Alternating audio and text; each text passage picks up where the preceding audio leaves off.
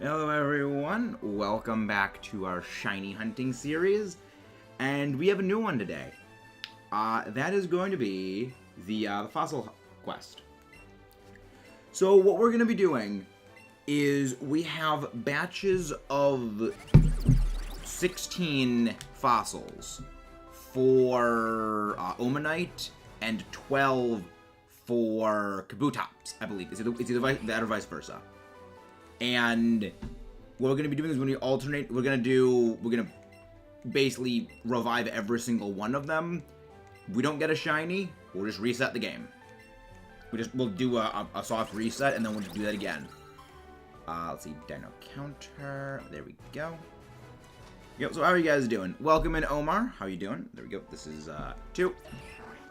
Nope, it's not shiny. Yeah, I did disable, I disabled the, nickname thing, because after catching so many Pokemon for, well, actually, is there even an experience, is it even a nickname thing? Because I know you can manually nickname everything over again. So that way it speeds the process up, because I've also been, as you might have been able to guess, well then again you guys would have been able to tell, but, I've been doing a lot of the catching for Chansey when it comes to leveling up the Pokemon for the Master Trainers battles. And if I was like, oh yeah, would you like to put this thing in your party or in the PC? It would just get so ridiculously tedious, so I just, disable if possible. And yeah, we're just going to be hunting for a fossil from this. I do have the Shiny Charm in this. This is the main file of Let's Go. For those who don't know, when it comes to the playthroughs of games, I have a secondary account on my Switch that I just log into when it comes to Let's Playing most Pokemon games. That way I don't lose my progress in my actual profile. So that way I keep them in, especially something like this, where I have a lot of the Master Trainers, ready to beat. I am ready for that. Wait, where is it? How's it misspelled? Oh, I see it. I see it. Thank you. Auto wrong. Auto wrong strikes again. Come on. Yep, thank you. Get up to 6. But yeah, so basically, all we're going to be doing is just pressing A for the entirety of the stream to see if we get a shiny. Which is one of the reasons why I'm actually breaking out the not great Joy-Con for this.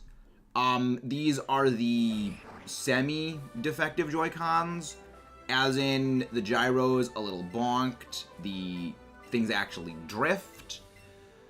So, I have no problems if the buttons burn out on these, because I've got a second set of, perfectly... I have never used these. These are never used Joy-Cons that I'm going to be using for things that require very precision motion controls, like, say, Skyward Sword, where you need to do a lot of very precise motion controls, and where drifting will utterly screw you over. And, damage to the gyros will utterly screw you over as well. So, that's the plan. And that's why I sold only one slot in this thing, as the other one is low on battery and it's just recharging, and I don't need a secondary thing for this, because it doesn't actually help you, which is kind of stupid, but, makes sense.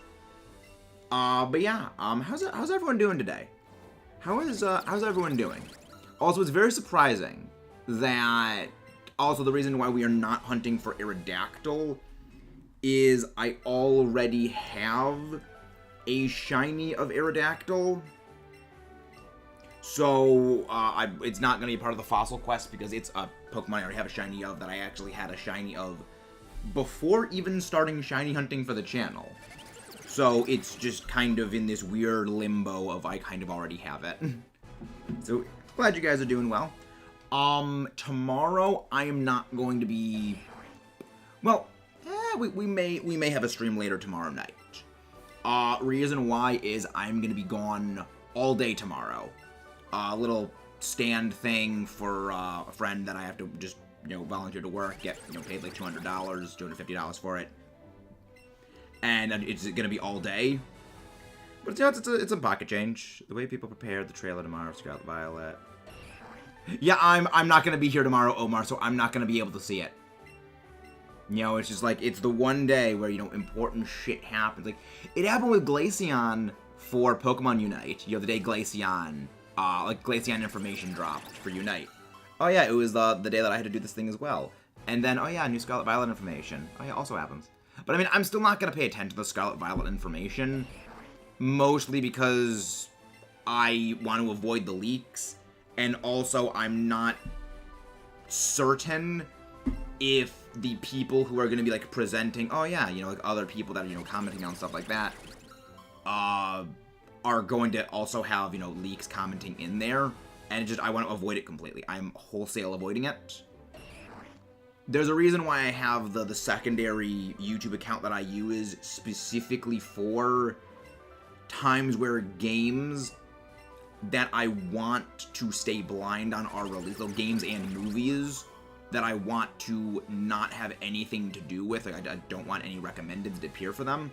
I just log into this one. It's my one that I watch for, like, history documentaries and stuff like that. That just is never gonna bring up Pokemon stuff.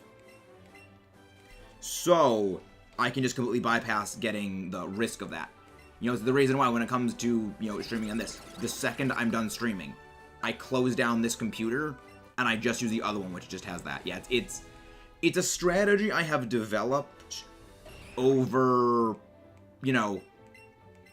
the thing is, it wasn't even a... oh, okay, then I did have 16 revives. It wasn't even a game getting spoiled. Oh no, we got the Tyrant. We got the Tyrant, JJ. We got the Tyrant. Natalie with the member renewal. Welcome in, Natalie. How have you been? But yeah, we got Tyrant. We got that slightly over odds.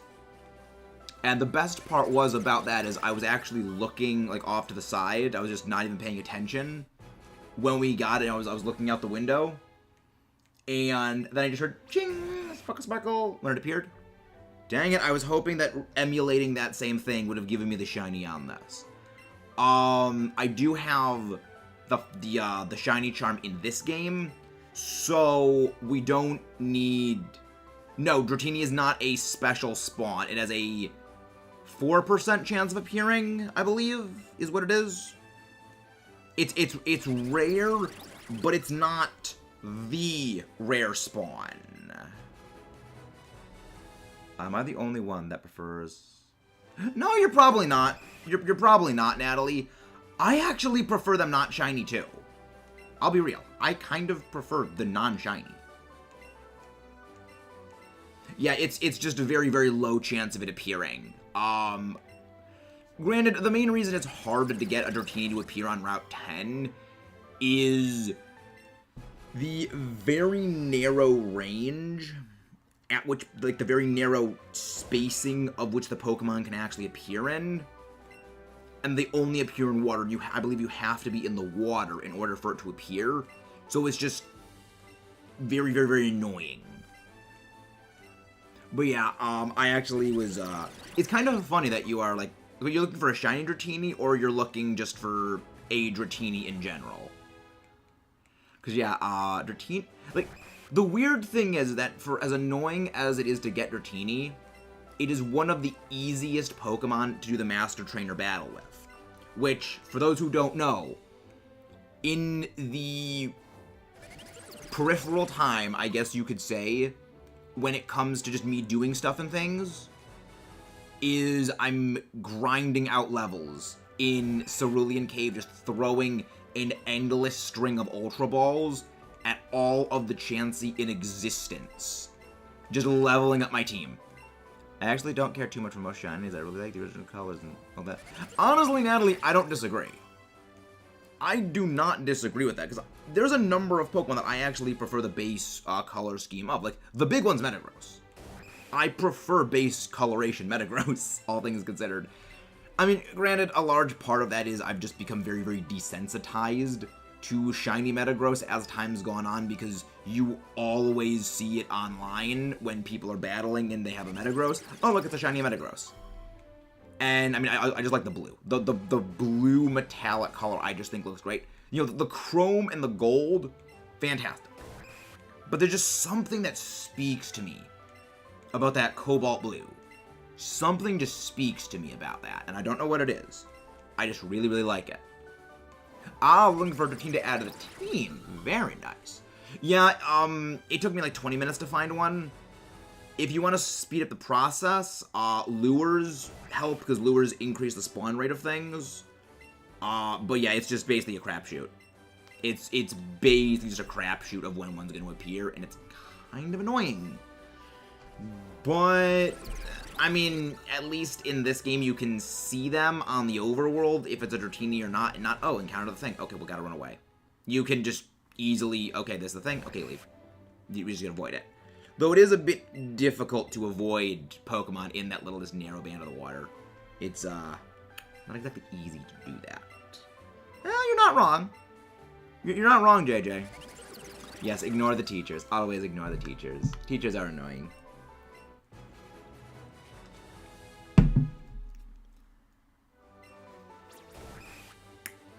Not shiny.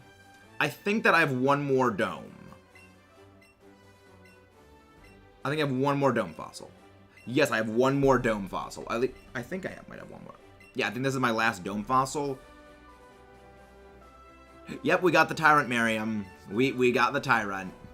Did you not get notified of that stream when we did? Because also was a short that went up about my reaction to the shiny Tyrant. You might want to make sure like you're still subscribed and like you hit the bell thing to get notified of stuff like that, because we got the Tyrant like a week and a half ago. Because the reaction to that, the short, went up last weekend. I think that was every fossil that I had. I mean, I have the old, yeah, I still have, okay, I have all the ambers. The reason why we are not doing anything with the old ambers. The reason why we're not doing any old ambers is I already have a shiny Aerodactyl. Okay. You may not have gotten the notification for that. But yeah, we did get the Tyrant around a week and a half ago. Part 8 of the Tyrant Hunt series. I also think at this point I'm probably gonna stop numbering the streams when it comes to shiny hunts for certain things. I think I'm just gonna stop doing that. You know, I think I might stop doing that. Clefimo Dratini, of course it's named Kalanite. It's gotta be named Kalanite. Alright, let's get back to our reviving. Helix Fossil, the Doom Fossil, and we're not doing the old Amber. So, yeah, the thing is, the full reaction, the short does not do the full reaction justice. We were cutting it very close on almost losing that Tyrant. So, I mean, I am going to put out, like, a full, the full battle to catch, at some point. Just got to figure out when to go post that. But yeah, that is, yeah, that was eventful. It was heart-stopping, but it was highly eventful. Yeah, but the short was pretty great. Like, it was pretty great. But yeah, we are, we're just looking for a fossil. We are just looking for a fossil. Omanyte 31. Let's see, so we are we are a 10th of the way to odds right now. No, not. We are not even close to a 10th of the way to odds. What am I saying? You're not even close to a 10th of the way to odds. So, I mean, I like doing math to figure out, like, how many streams it reasonably will take to hit odds for something. And, let's do some math. Reactions prices, like, yep, the one time that I look away is when I get the shiny. The one time I look away to adjust, because, for context, in the Tyrant shiny hunt, I was like low-key ranting about how much I hate the lighting of my room, because I have a big window right next to me that around the time that I'm streaming, the sun is that part of the sky, so the light is filtering straight in from, you know, that direction, and there isn't much light coming in from this side, and the, you know, light in the room is behind me, so if I turn the thing on, it doesn't really, you know, show light on my face, so I have this, you know, this big divide down my nose of one half of my face is dark, one half I'm like Two-Face from Batman. And I was like ranting about that, and I was going to adjust the lighting, you know, to try to normalize it, because it messes up the webcam a little bit. And, oh yeah, no, you got the shiny right when you did that. Yeah, that was great. I love how it's absolutely, Johnny, I love how it just absolutely, just, the most random of times, like, that I'm still proud of that Tyrant reaction, because I was not looking, I was ranting about the lighting, and the second I turn away is when we get the shiny. That, I think, is what makes that reaction so priceless. I still have yet to upload the full reaction and battle, because that was terrifying. Like, we almost lost that Tyrant. And if we lost that Tyrant, I think I probably would have just gone straight Masuda method on that. Hey, James! Welcome in. How you doing, James? Yeah, I think that I would have just gone for the Masuda method when it came to that one, if we failed that Tyrant, so. But yeah. Also, don't forget to leave a like on the stream, guys, if you haven't done so already. King Lechon, any good shiny hunting? Also shiny in Giratina. We've had a couple of luck with shinies, but are you new here? Lechonk. Welcome in. Hope you're doing well, and welcome to the channel. We were hunting Giratina ourselves, for Halloween in Dynamax Adventures, and we did only like 4 Dynamax Adventures successfully in like 2 hours, because I had to do it solo, and the game hates me. I'm doing okay. I'm doing okay, shiny. Better. Tomorrow we are not going to be doing a midday stream. We're probably only going to do a very short Dynamax Adventure Ho-Oh stream tomorrow, because I'm going to be busy all day tomorrow. And, like, my schedule for tomorrow is this. I wake up at, like, 4:30 in the morning. And I get home around 11 p.m. at night. That's my schedule for tomorrow. So I am going to be mentally clocked out. But because I do need to feed the algorithm, I need to feed the stream algorithm. So I am going to be streaming shortly tomorrow. It's going to be like probably 1, 2, depending on how quick it goes, 3 Dynamax Adventures. Wait, we're supposed to get you rated already? Hey! Welcome in, Duck Duck. Hello there. Kaihiro? Please tell me if I'm pronouncing that right or wrong. Please, I hope I'm not butchering the name. Duck Duck Derek, Tarima Sanders, Wolfheart, Kitsukai Legendary. I almost had Legacy right there. Tech Neor. Welcome, I guess. Thank you guys very much for that raid. What were you doing over on your stream, Derek? How's it going? Hopefully it went well. We are just hunting for some rocks here. For those who don't know, I actually study geology. Penn State actually, it's kind of fitting I'm wearing this shirt right now, because, like, I actually do study rocks. And, yeah, I actually took some paleontology classes, so, like, it's fitting. But, how's it going? Hey, wait, did you get purged, Derek? Because I feel like you've already collected this stuff. Did you get purged? Well, I think a lady got purged a few days ago. So, yeah, must have gotten purged. But welcome in, Duck Duck. Yeah, I love Rockville. See, this is... Oh, Derek. Okay, thank you very much for letting me know on that, Tamira. Hey, wait, I did get the name right. Nice. Yeah, like YouTube purged so many people. It's annoying. But yeah, I actually I study geology, and it is time for my favorite. Hey, thank you very much for the subscribe senders.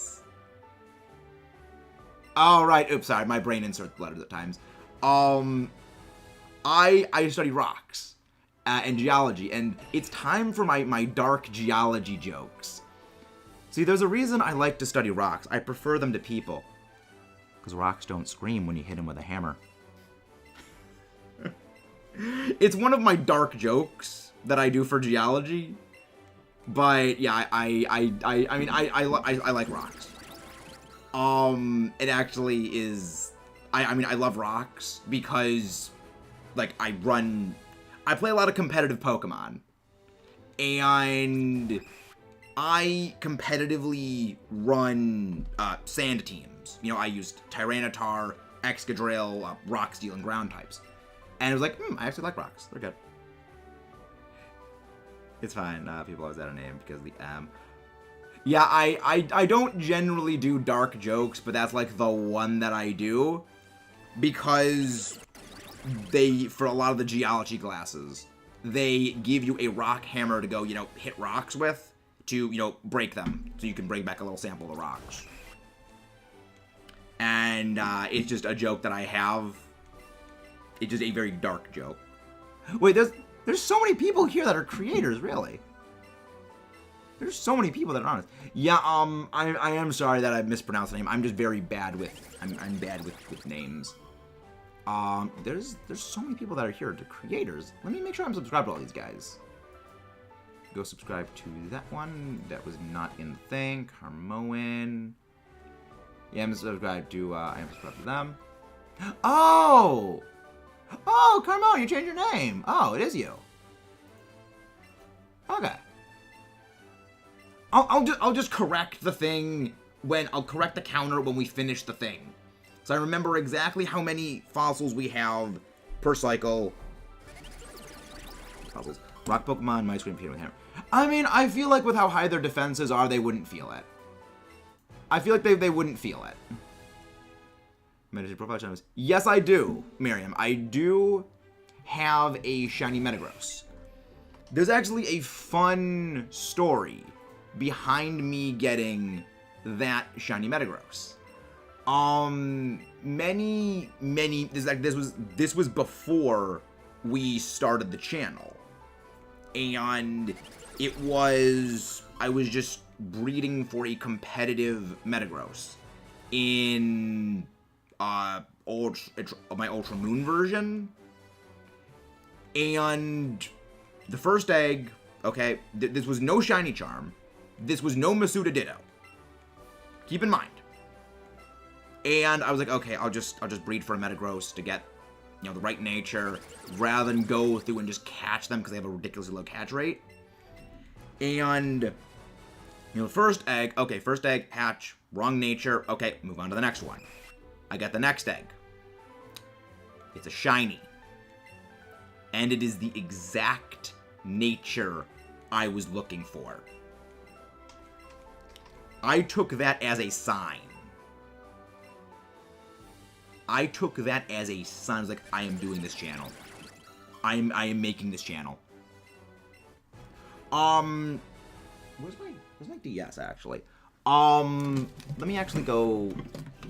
I mean, it depends on if my DS is actually charged. My DS, the 3DS Nebby one. I call it Nebby.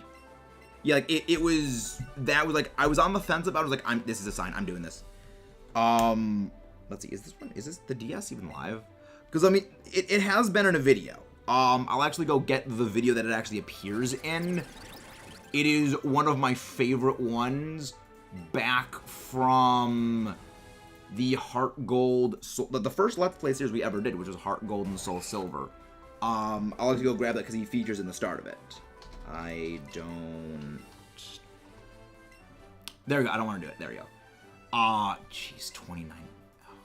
I forgot how long some of my old videos were. That is the video that it appears in. The shiny Metagross. And it is not the shiny Metagross. That was an event giveaway Metagross. And you can tell because it is in a luxury ball. The odds for this is 1 in 1,365. So this is just regular shiny charm odds, I think. I don't know if the fossils are affected by the shiny charm or not. But yeah, that was why I took getting that shiny Metagross as a sign. It was like, we are doing this. Like, Ultra Moon is a game that I have a very interesting history with when it comes to shinies. Because, you know, for the same competitive team that I was building, well, this was a net team creation. This was all done over the course of several different weeks. I was looking for a rough skin Gabite. Now, the only way to get a rough skin Gabite in Ultra Moon, is you need to SOS chain for a Gabite to appear in the Honey Desert. I forget the name of the desert in Alola, but you need to have a Pokemon in their SOS chain, and like 5% of the time, you will get a Gabite. Depending on the length of the chain, it'll be either 5% to 10%. And then of that 5 to 10%, that 5 to 15%, there is, I think, no, it's 1% of the time it will be a Gibble. It will be a Gabite. And then, depending on the length of the chain, it is either a 5% chance to a 15% chance that you will get the hidden ability. There you go. And then I was hunting for this, this Gabite that had rough skin. And within 3 hours of starting the hunt for the rough skin Gabite, because I went for Trapinch, because Trapinch is the most likely to call for an SOS. Because you can't get Gabite normally. You need to get an SOS call for Gabite. And I went for a Trapinch. Okay, so Trapinch is the easiest thing to call. 3 hours into the hunt, shiny Trapinch. Which, remember, no shiny charm for this. No shiny charm. Then, 4 days after starting the hunt, I got the rough skin Gabite. Keep in mind, rough skin Gabite is significantly easier to get, statistically speaking. And I'm just like, really, game? You're giving me that? It's like, really? That happened? I have this very interesting history. I saw Flash. I saw. I have a very interesting history with shinies in Ultra Moon. And then we got the Zapdos, which was great. And then, the Chansey. I have a vendetta against shiny Chansey. Not even just because of Let's Go. Yeah, I got Aerodactyl before I decided to do the shiny quest. ZP. I got the Aerodactyl last year in Sword. Hey, Casual. I'm sorry, Casual. I'm a competitive player. Doing math for things is in my brain. I have to do it. Let me see. Is Aerodactyl is the Fossil Revivals actually affected by the Shiny Charm? Let's go. Are they Fossil? We still need 2 of the Galar fossils. We need two of the Galar fossils. I already have Dracovish and I think Arctovish as shinies, or Dracovish and Dracozolt. I have Dracovish and I have one of the other 2. So I need the other 2 as shinies. I need Cradily, Lily. I need the Cradily family. Hey, how you doing, Andreas? I need the Hoenn fossil, so Armaldo and Cradily. I need Kabutops and Omastar. I need Archeops and Carcosta. And I think that's all of them. Oh, and then I need Rampardos and Bastiodon. I need those. You know, that's the right answer. That's the right answer, Chikorita. But yeah, I don't have all that many of them. There's a big number of them that I have to go in to cut into. Let's go Pikachu. Does Shiny Charm affect fossils? Let's say this. Because if it doesn't affect them, okay, then that's not good. Then this is going to be brutal. But, like, I don't know. Because it's just literally tapping the thing. Oh, boy. Oh, wait. Oh, no, Sword and Shield. Okay, that's Sword and Shield. Okay, that's the Sword and Shield results. Yeah, I knew for Sword and Shield they're not affected by it. But let's... I thought that they were affected, but I don't know. Let's go Pikachu to make it easier for shiny hunting. It's a big difference. Shiny Pokemon, let's go. Dice roll essentially happen. Does the shiny charm affect fossils? Let's go. Sword hunting Aerodactyl. Okay. There is... Because I think that the shiny charm not affecting fossils is a unique thing for Sword and Shield, but I don't know. Oh. Okay. It does not affect them. It does not affect them. Okay, then. Alright, okay, this is not good for our hero. This is another full odds hunt. Yeah, like, honestly, Andreas, why do you continue to force yourself to suffer by playing Unite? Okay.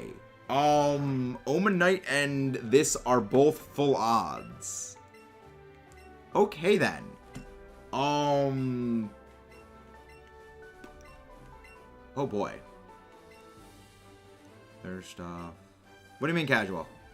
Oh, the little bit of liquor. Yeah, there's nothing left. This is just a vast desert. This is the vast desert of nothingness up inside my brain. The 3.5-pound chemo electric anxiety machine is not present. It's just sand. It's just sand up here. I mean, it would explain my, love of sand teams competitively. It's like, Excadrill. Just kiss. Excadrill's delightful. He's like, I still love how my sand team that I built at the start of Sword and Shield's competitive scene, I still use 3 years later, and it still holds up. Yes, I am Sandman. I'm Flint Marco. Brado, you have discovered that I am Flint Marco. Yeah, Sand. Yeah, I like sand teams. I love Sand Tyranitar. It's fun. It's like... It is a little disheartening, though, that Body Press did take a bit of a thing.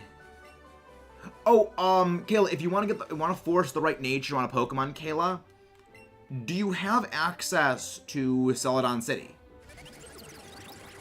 Do you have access to Celadon City, Kayla? Because if you go to Celadon City... Oh, no, she's hunting in Let's Go. She's looking for one in Let's Go, casual. She doesn't have the mints. If you go to Celadon City, you can go talk to the lady in the Pokemon Center that has Abra, and she will ask you, okay, well, what flowers would you, if you have to water a flower more to get it to grow, which one would you water? She'll give you a list of the colors, and each color corresponds to a stat. If you want attack up, special attack down, I think it is red is attack and green is special attack. It's always the team is trash, Andres. It's always the team's trash. Hey, Crunchy, how you doing? How you doing, Crunchy? Why do you see this stuff is popping? This stuff is popping. Honestly, I am so glad I bought a secondary pair of Joy-Cons. Because these ones are going to be dead. Like, the buttons on this are going to be just obliterated by the end of shiny hunting. I sold, let's go. We are hunting Omanyte and Kabuto. Full odds. Because apparently, I didn't realize the shiny charm does not affect them. I didn't realize the shiny charm does not affect them. I made a big tactical error. Maxis made a tactical error. Do you only play with one Joy-Con, or can you...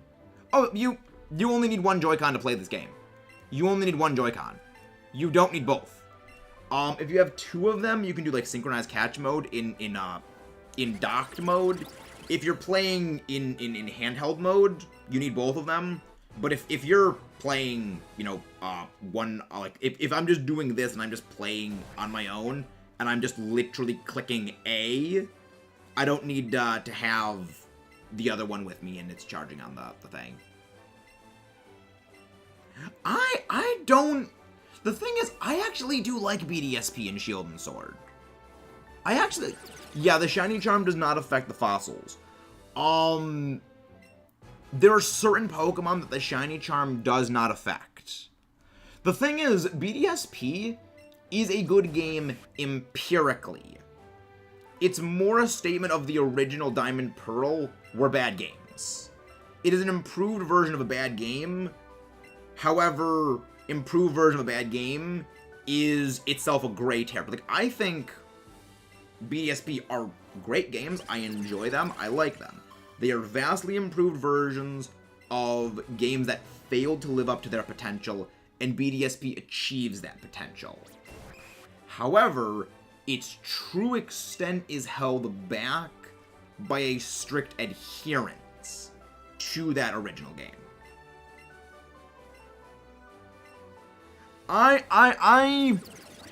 Oof. Casual, you hurt. You hurt me, Casual. You hurt me. I love Black and White. I love Unova. Unova is my home. But I think you're not giving Ultra Sun, Ultra Moon the credit it deserves. I love that game. I love it. Guzma is an absolute hero. How have you been? I've been Galactic. How have you been?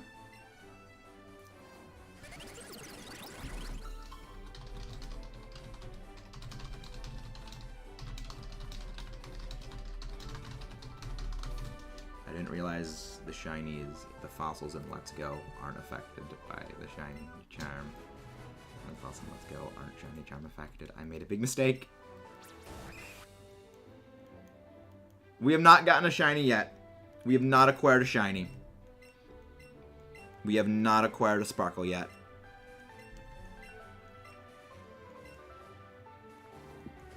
Yeah, see, that's the way that I am, Carmoen. That's the way that I am. I like BDSP for what they are. Are they vastly superior other games? Heck yes. They are by no means able to live up the potential of what they are. But I think a lot of us are like rose-colored lenses of the original games. You know, the original Diamond and Pearl and Platinum, especially Platinum, that we overlooked a lot of the flaws that existed within the original games, and that we are projecting that lack of awareness for those flaws onto the newer games because we don't have the nostalgia for them. You know, it's that I think is more the issue of BDSP is it's a thing of changing times and people not realizing their own innate biases towards things, which I think is very disheartening. I agree. Gen 5 has the best story by far. Like, Gen 5 is, in my opinion, hands down the best game. I love it. I still say that there were great games after Unova. Were they as good as Unova? No. But I don't think there were... I think that there were some solidly good games after Unova. I mean, I liked Sword and Shield. I like BDSP. I like Ultra Sun, Ultra Moon.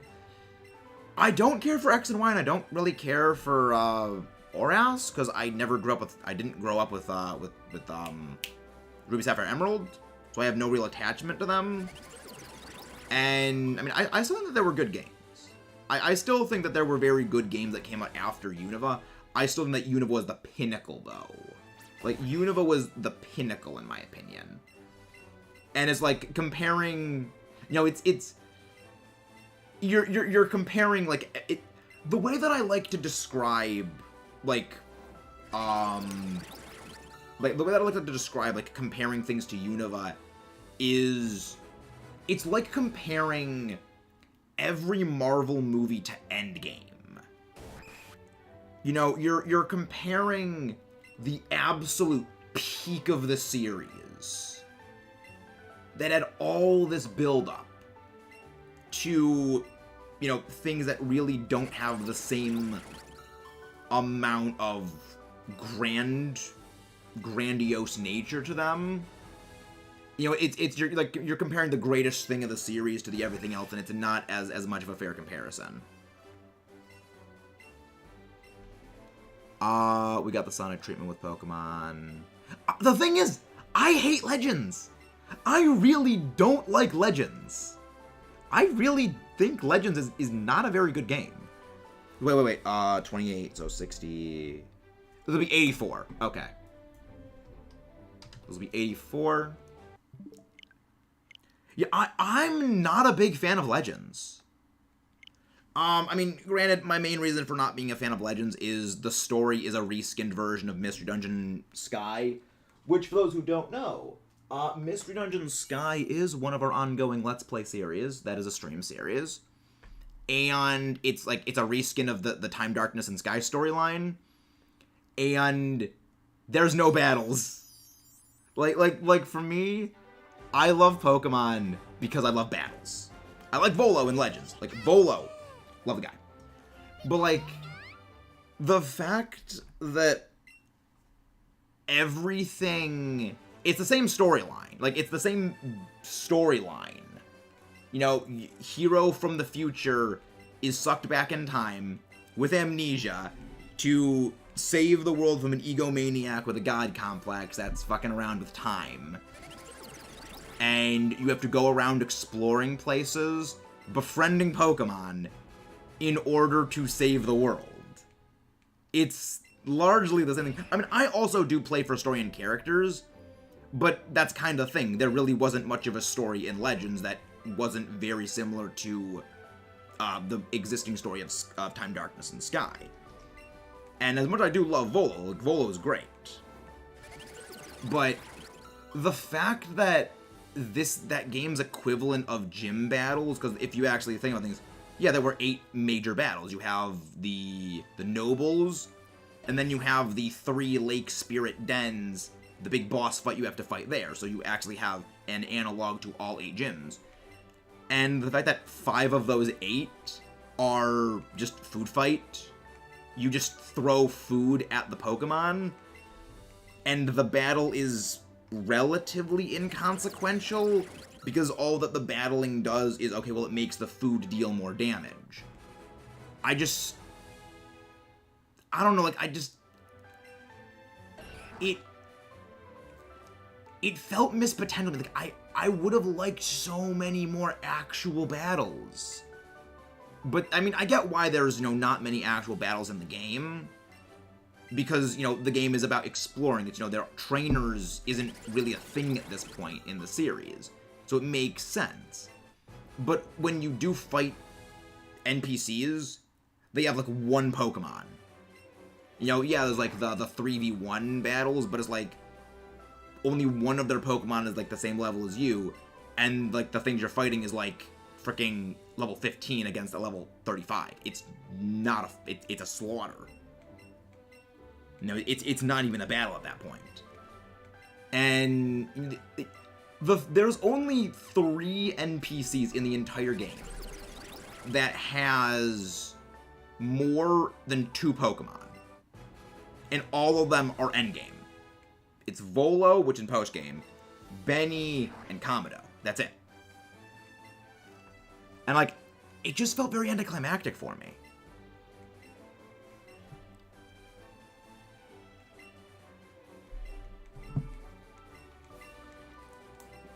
You know, it's like, I mean, it's not exactly a reskin of Time, Darkness, and Sky, but there's a lot of similarities in the storyline.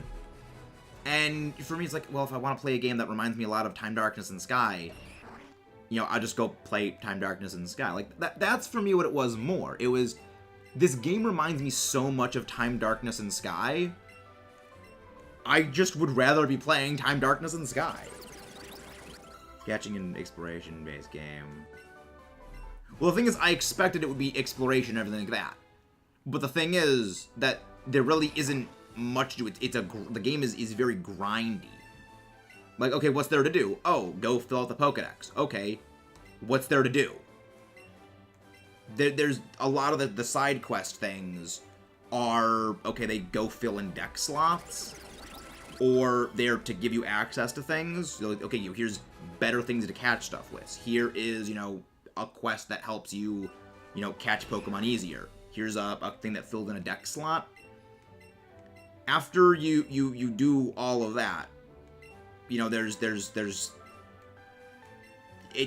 shiny hunting is just grindy. It's okay, just go fly around on Braviary. Just fly around on Braviary, look for shinies. Okay, nothing there. Go back and reset. Fly on Braviary. Go back and reset. Fly on Braviary. Go back and reset. And it's like, I mean, exploration, I think Breath of the Wild did one. Like, for all of my ADD problems that Breath of the Wild exacerbates, Breath of the Wild does exploration so well. And I think Legends missed them, because remember, Legends was never supposed to be its own game. Legends was supposed to be a tech demo for Scarlet Violet. Can the ideas to be implemented in Scarlet Violet, can they feasibly work? That is all the game was designed to test out. Skitty is very not game-breaking. Well, it's game-breaking in that it's horribly matched up against the game. Because remember, you're fighting a lot of Steel types, and there's Ghost types that are required bosses. And Skitty can do nothing against them. Yeah, I had a friend in high school that he was playing Sky. He did not remember the Dusknoir fight you have in the Hidden Land. He couldn't do anything. He couldn't do anything against it. What do you mean? What do you mean Skitty's breaking? And yeah, but remember when you're facing things. Not, what do you mean not PND? And what do you mean not in PMD? You mean in the main games? Look at that, in the main games, it just makes it makes all of its moves normal type. It doesn't give anything else. It just doesn't help it against anything that isn't neutrally damaged by it. And you actually are forced to face a number of things that are not neutrally damaged by normal throughout the game.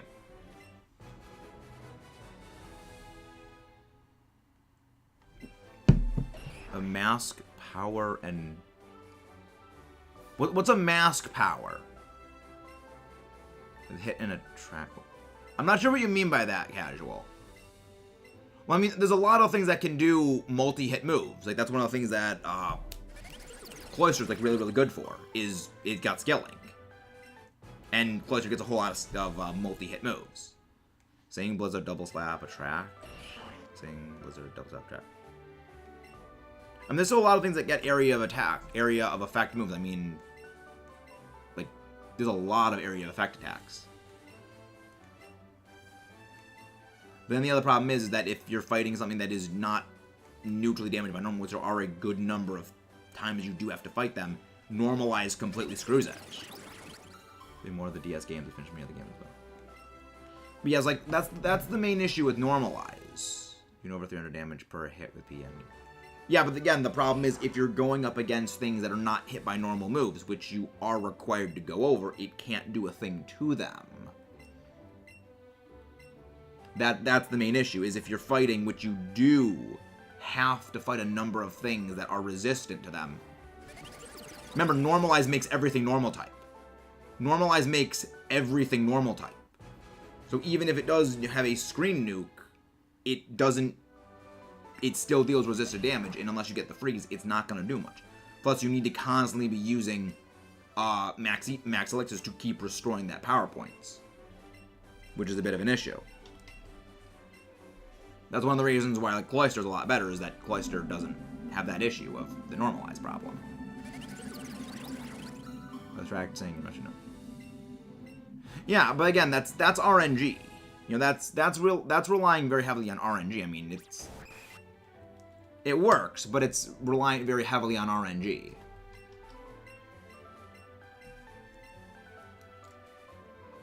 I mean, a lot of things do that. That's why I use sleep seeds. That's why I use sleep seeds on them. Yeah, the way that I do that is I just use sleep seeds. I use sleep seeds. I use violent and vile seeds, and it just jokes them. But even then, you don't have to dedicate move slots to them because, again, the aforementioned issue of getting to that later point in the game with them. Really want an action RPG mystery dungeon game. What's an action RPG, Andreas? What's an action RPG? I don't think I've heard of that before. Well, yeah, but then you burn through all of your power points, meaning you need to carry a lot of max elixirs, which is the problem. 28 times 12. Yep. Which is what I was bringing up, is that it brings in a number of issues with power points and needing to stock a huge amount of max elixirs, which depletes your inventory, especially in a lot of limited bring dungeons. Action RPG. Oh, so like Xenoblade. So like Xenoblade, Andreas, which I'd love. That would be a fun game. What are the flowers you said? I think it's red for boost attack, decrease green for dropping special attack.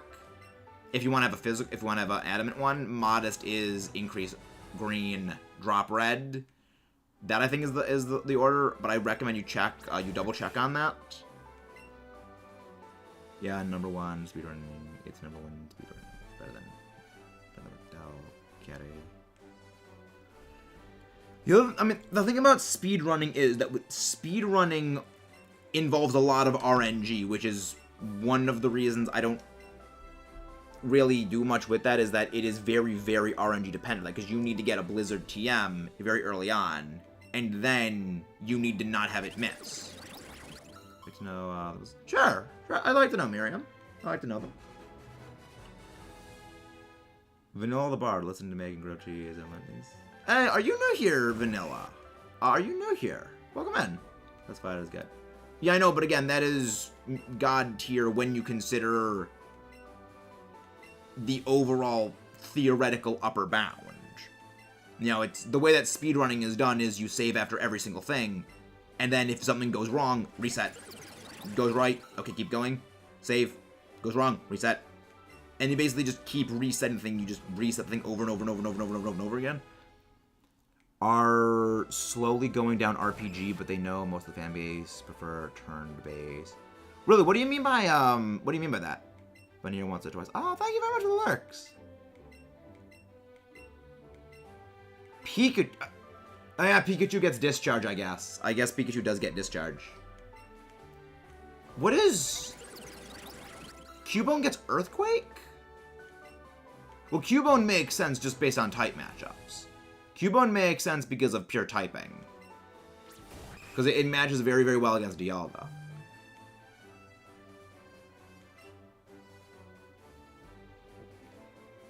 What do you mean by that? Oh, okay. I thought you meant for like the actual main game of it, not just Terrestrial raids. I mean, I think that Terrestrial raids, I think that is the natural evolution of the Dynamax raids. Multi-block, reach, and yeah. Yeah, okay, that makes sense. Bone Club. Yeah, I forgot. No, that's Bone Rush. There's Bone Club, Bone Rush, Bone Meringue. What's the... Okay, what's the one that's Bone Club, Bone Rush, Bone Meringue? What's the... I know Bone Meringue hits twice. Bone Club? What's Bone Club? Alright, thank you very much. Thank you very much for that, Duck Derek. Bone Club. Is Bone Club a single hit move? Yeah, I said Bone Rush. I said Bone Club, Bone Rush, Bone Meringue. Like, I forget what each of the distinct ones is. Bone... Bone... Okay, Bone Club. Okay, 10% chance of causing the target to flee. Okay. Okay. See, this shows the extent to my knowledge of Gen 1 things is that I don't know the difference between these things. Hey, Lunala. How you doing? How you doing, Lunala? Yeah, I just get moves like that mixed up because I just don't remember what all of them do. Okay, so Bone Rush is the multi-hit. Okay. So I know Bone Meringue, I think, only hits twice. I'm fairly certain Bone Meringue only does. The Pokemon that has Wonder Guard, that is Shedinja. Yeah, I know about Weird Al, Andreas. I very much enjoy Weird Al. Here's Q and Bone Meringue. Need 4 Cubone Beam. So Bone Meringue, I'm pretty sure only hits twice. Meringue. Yeah, Bone Meringue, I think, only hits twice if it hits. I think. Bone Meringue is a multi-strike move. Bone Meringue. Come on, give me a both. There we go, Bone Meringue. There's a movie about him. Interesting.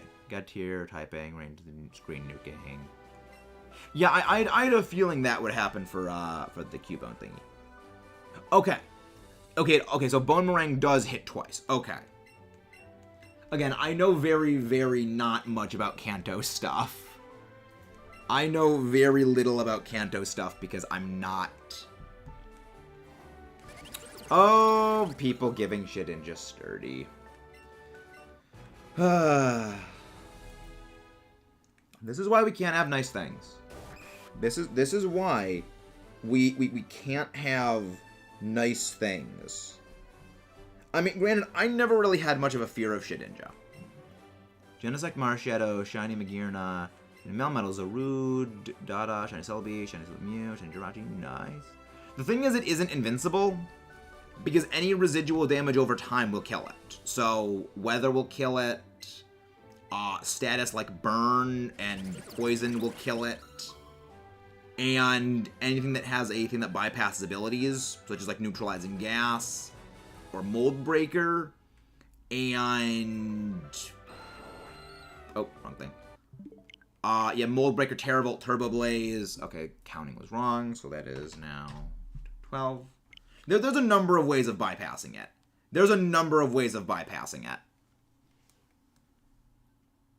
Yeah, recoil also.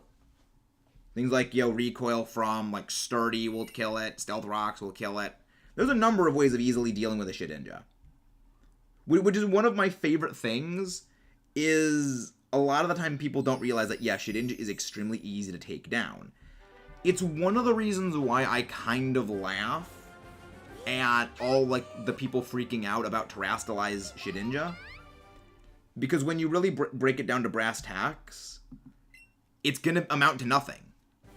It's going to amount to nothing, because in the end, the thing that Shedinja always has to deal with is residual damage. It will always need to deal with the prospect of residual rack up just from things like Scald. Because, like, you can give it Sturdy, okay. Well, if I have a thing that has Scald, well, it's dead. If I have a thing that has Sand, it's dead. If I have a thing that has, like, Rocky Helmet or Rough Skin, it's dead. Leech Seed, it's dead. It's like, there's so many ways of dealing with it. And I think that when it comes to, like, a lot of the memes that people are making about, Shedinja being immortal with Terrastalize, it's people who are aware that Shedinja is gonna be a non-factor that are making those jokes, and people who don't know as much don't realize that it's a joke. I mean, again, even with the Air Balloon, Terrastalize, Electric, and Wonder Guard, weather will still destroy it. Weather is still a thing that will destroy it. The other part of it is status. It's still capable of being afflicted by moves such as status, which is a big problem for it. And even then, there's moves like gravity, which will work.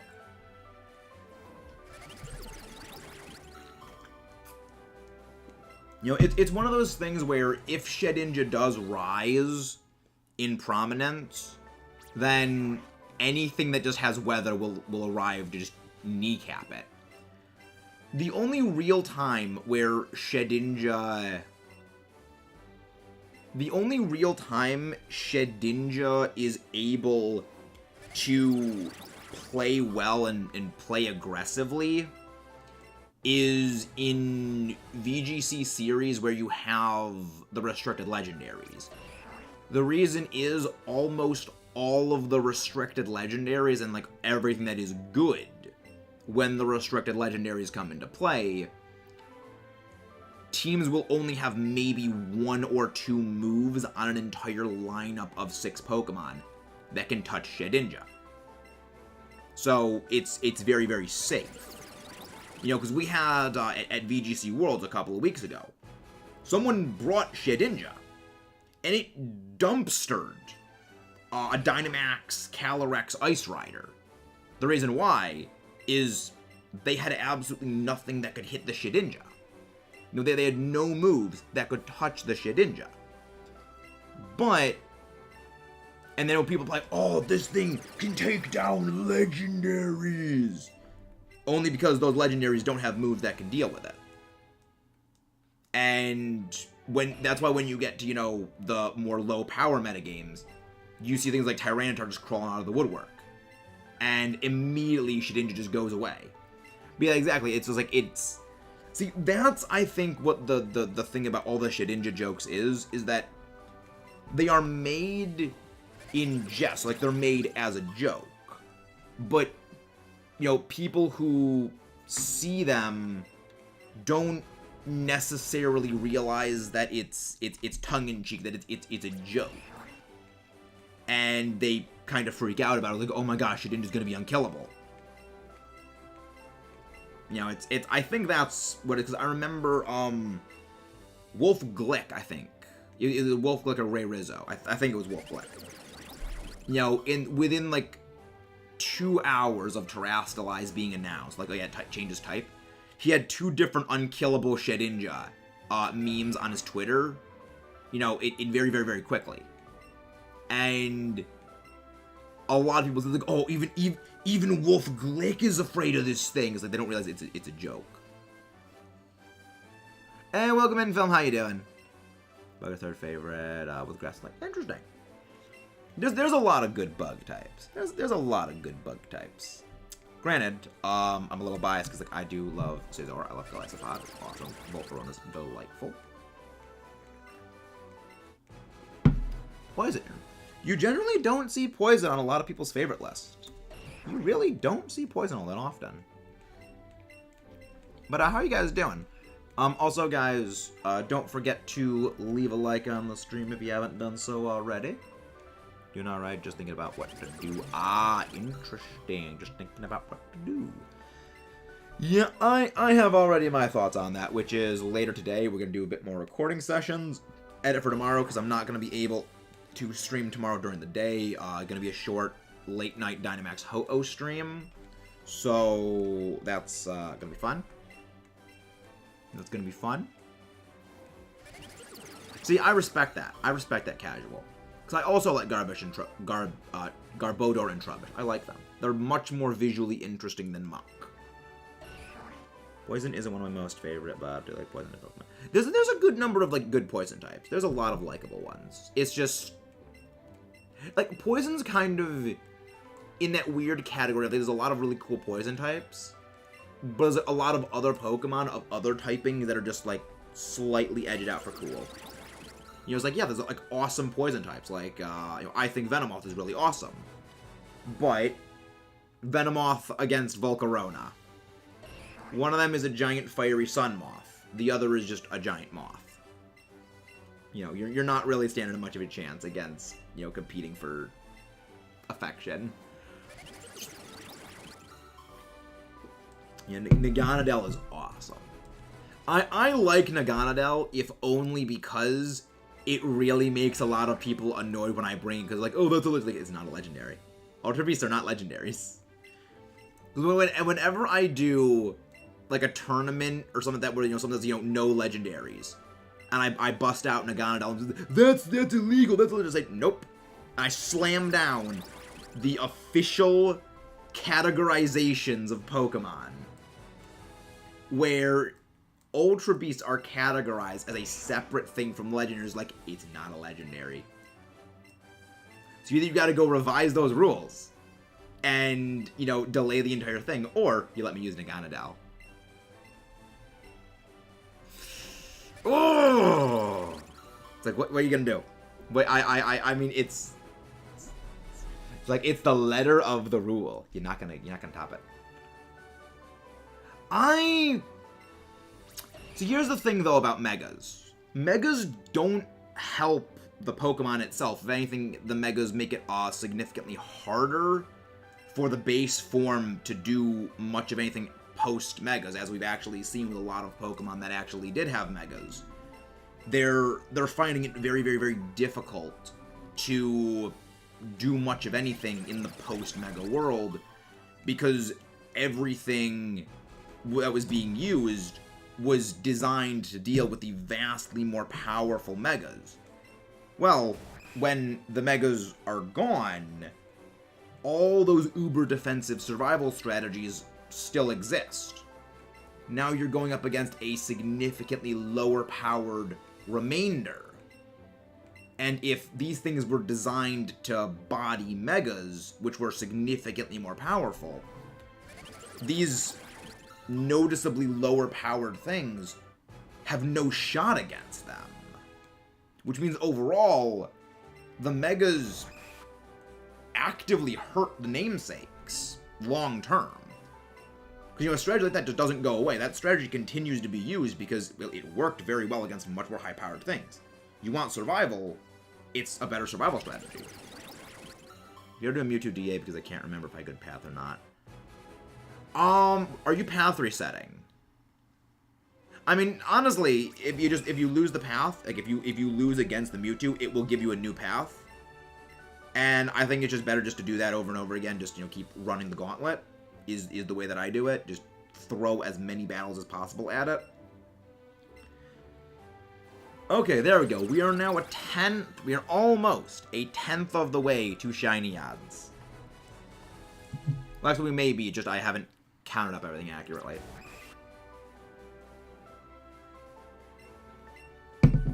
Yeah, I haven't accurately counted everything. So, I mean, that's one of the reasons why the increments of revivals we're doing are increments of 28. So every time I reset, I know, okay, well, it's 28 revivals we did. Yeah, Dragalge, Generation 6 Dragon Poison type. Dragalge is an interesting one, because it has a really cool ability. You know, it's got adaptability, which is really, really fun. But the problem is, its stats are just very, very not high enough to make use of that and capitalize that. Before you expected, what would... See, this is the weird thing, Vanilla. If you've seen some of my reactions, we actually talked about this actually last time, last stream with Ho-Oh, is my explosivity of reaction to getting a shiny is directly tied to the number of encounters relative to the odds. So basically, if I get a shiny very, very, very under odds, it's a very, very explosive reaction. If it's right at odds, it's also an explosive reaction. But if it's like, you know, sort of midway in odds, it's not nearly as explosive. But when it goes into over odds, I just don't really react when it comes to it. You know, if it's over odds as in, like, you know, say 50% beyond what the normal odds is, so say for this, which is, you know, say 1 in 4,000, if we were at like 6,000 encounters, I really wouldn't give much of a reaction. You know, it's because the longer it goes on, the more I just become apathetic to it. That's one of the reasons why when we get Ho-Oh, I'm 90% sure I'm just going to do, oh, look, it's shiny Ho-Oh. I'm just not even going to react to it. Because we're almost 4.5 times odds on that sucker, and I hate it. That is my most painful shiny hunt. Like, yeah, for those who don't know, this is Dynamax Adventures. This is Dynamax Adventures. Yeah. It's not exactly fun. Yeah, I just hope that when... Like, I have this weird love-hate relationship with, like, the shiny Ho-Oh. Because on one hand, I would love to get the shiny soon. You know, I would love to get the shiny, you know, here. You know, I'd like to get it soon. But at the same time, I also really want the hunt to go over a year long. Just so I can say that, yes, this is a 1 year long hunt. You know, it's a very conflicted feeling that I have. You know, when it comes to specifically Ho-Oh. But at the same time, I'm also, like, just apathetic. It is complete apathy. Okay, so... It's what? An hour... So, 1 hour... 71 minutes. So 71 minutes. So we're just around to 70 minutes for 140 encounters. That is what, 2 encounters a minute, I guess. Is 2 encounters a minute? Okay. So 2 encounters a minute. Okay. If we have, we're assuming odds for one of them. So 4,000. So assume like 4,100. 4,100. Divide that by 2. That would be 2,050 minutes. 2,050. Okay, divide that by 60. Okay. So we'll find that many hours. So yeah, I'm doing a little bit of quick math here just to figure out around how many streams it's gonna take for this, just depending on my normal stream time. You know, for one of them. So 2050 divided by 60. That is around 34 hours. Okay, so 34 hours. Assume we do what? 3 streams. You know, 3 hours a stream. Probably not that, but like 2.5. Divide by 2.5. Divide 2.5. About 13 streams for one. So around 13 streams for one of these suckers. Okay. I mean, depending on odds, you know, I mean, it's going to be a long-term hunt. A lot like with Poipole. Because, yeah, for those who don't know, we're actually hunting Poipole as a shiny in Ultra Sun. Poipole is another Pokemon that is not affected by the shiny charm. So that's going to be a bit painful for me. That's going to be more than a little painful. But yeah, I don't know. I like to mathematically keep track of things when it comes to shiny hunts. Just, okay, approximately how long it's going to take. So I know how to, like, just better plan things out. So yeah, if I just basically did this for 2 weeks straight, statistically, I would be in good chances of getting at least one of them. I mean, and as time goes on, it is going to pick up the pace, because as time goes on, I'm going to get more fossils from this, which means as time goes on, it'll be a much more efficient resetting schedule, which means overall, things are going to become a little bit better for our hero. So yeah, first shiny I actively hunted was only after encounters, was ecstatic to catch the waltz, considering I thought it could take much longer. Yeah, it's always good when a shiny hunt is so much faster than you expect it to go. But it's so much worse when it's even longer than you expect. Case in point, I point to Ho-Oh. You know, I point to Ho-Oh on that, and I'm like, again, I have this weird love-hate relationship with the fact that Ho-Oh is taking as long as it is, because on the one hand, it is, for all the annoyance that overgrown turkey causes me, I do find it very humorous. You know, that I do find it quite humorous just how excessive that hunt is. But at the same time, it also is, I just want this thing to end. I just want it to be over with.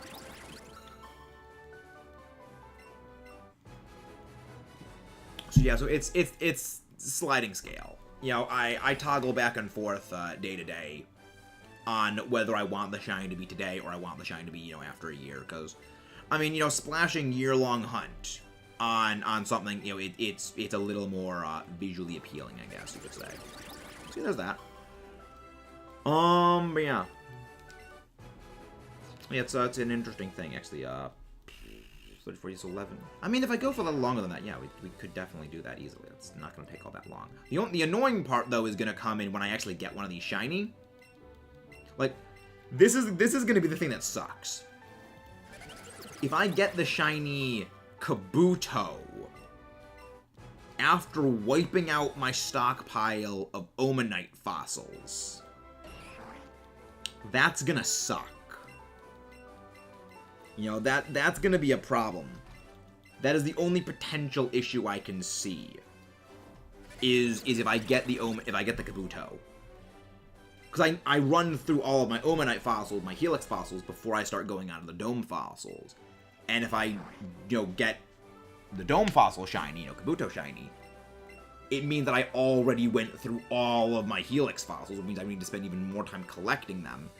Which, because the way you get them is actually relatively slow, it's like you have a 33% chance of getting the one you're looking for on a given day in Cerulean Cave, because there's a specific spot in the Cerulean Cave where the fossils reappear on a daily basis. And the problem with that is, you know, every day it's a 33% chance of getting the one specific one you're looking for. So if I get, you know, an old Amber, well, I already have Aerodactyl. If I get, say, hypothetically, a Kabuto, I already have the Kabuto. Theoretically, at that point, I need the Omanyte. So that's like the only like sticking point of problem. Granted, I mean, yeah, I could just, you know, reset the game after every individual one. However, that overall drops the efficiency at which we are resetting, because, you know, the loading time is just dead air. It's considered dead air. It's basically time that I'm not actually hunting. And it overall significantly decreases the efficiency at which the hunt is going. And I am now realizing I am sounding like an absolutely massive nerd. Oh yeah, you better call Saul. Huh. I'm gonna need to get some chapstick soon. It's getting that time of year around here. Those who don't know, I live, you know, place where it gets cold in the middle of winter and fall, so the air dries out and I get chapped lips, and not fun. Cause like that's one thing that you don't really realize when it comes to recording and streaming. Your lips will dry out ridiculously fast. Because, you know, you're constantly, you know, exhaling, and you're inhaling and exhaling, and that carries water away, you know, from your skin, and it dries out your lips very, very, very, very, very, very quickly, especially when it's already very dry out. You know, the air is very dry because, you know, it's cold. The colder the air is, the less water it can hold, so it's sucking the moisture out of you. But yeah, it's just the way that things are, and it's one thing that had I known a couple of years ago when I started, I would have, you know, stocked up on like 13 things of chapstick.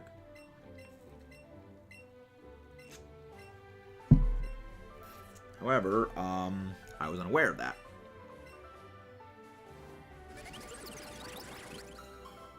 What the what? Well, that's not good. That does not sound like something a friend would do. That does not sound like something that a friend would do.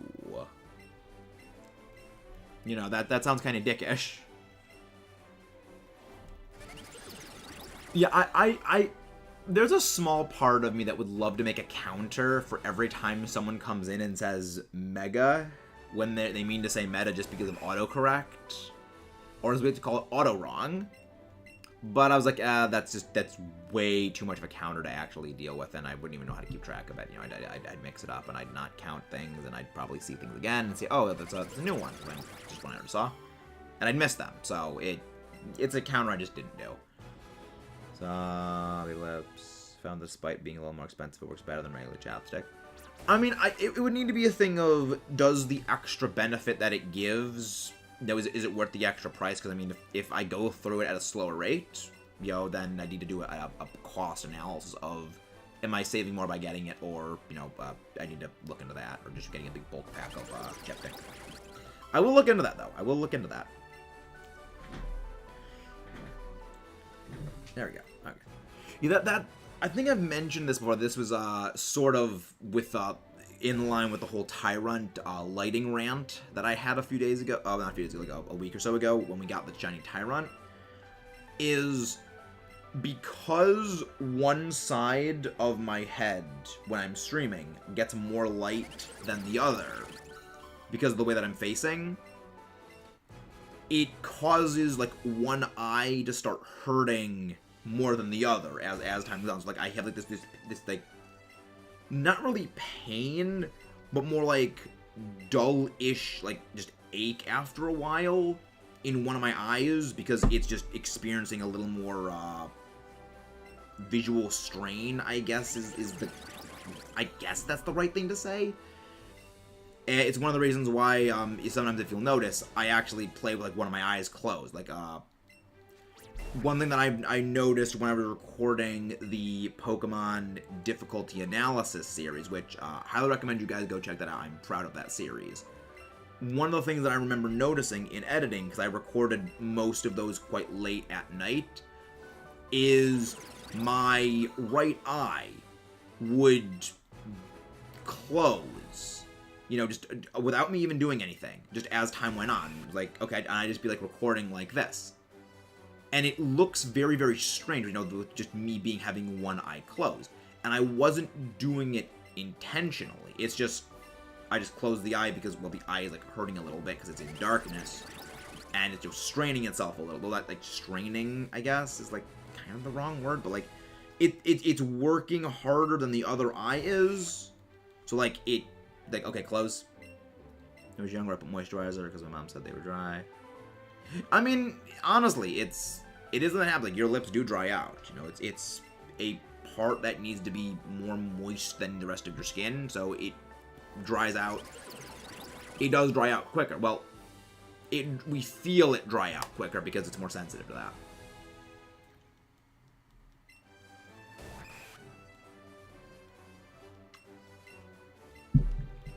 But yeah, it's an interesting thing. Alright, that was all of our fossils. Restart.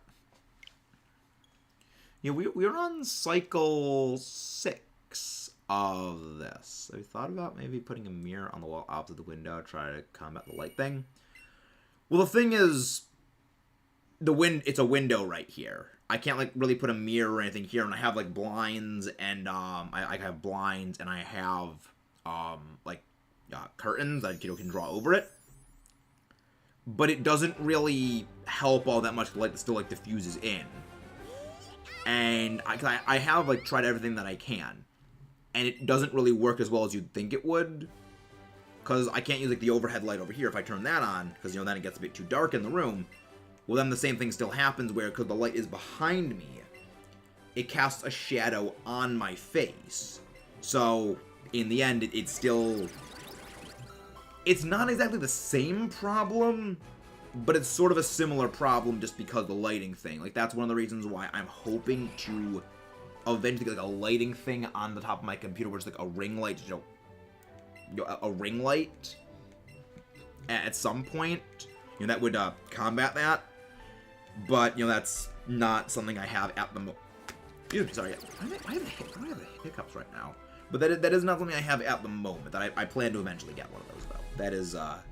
That is an eventual long-term investment collection thing. That is an investment for later.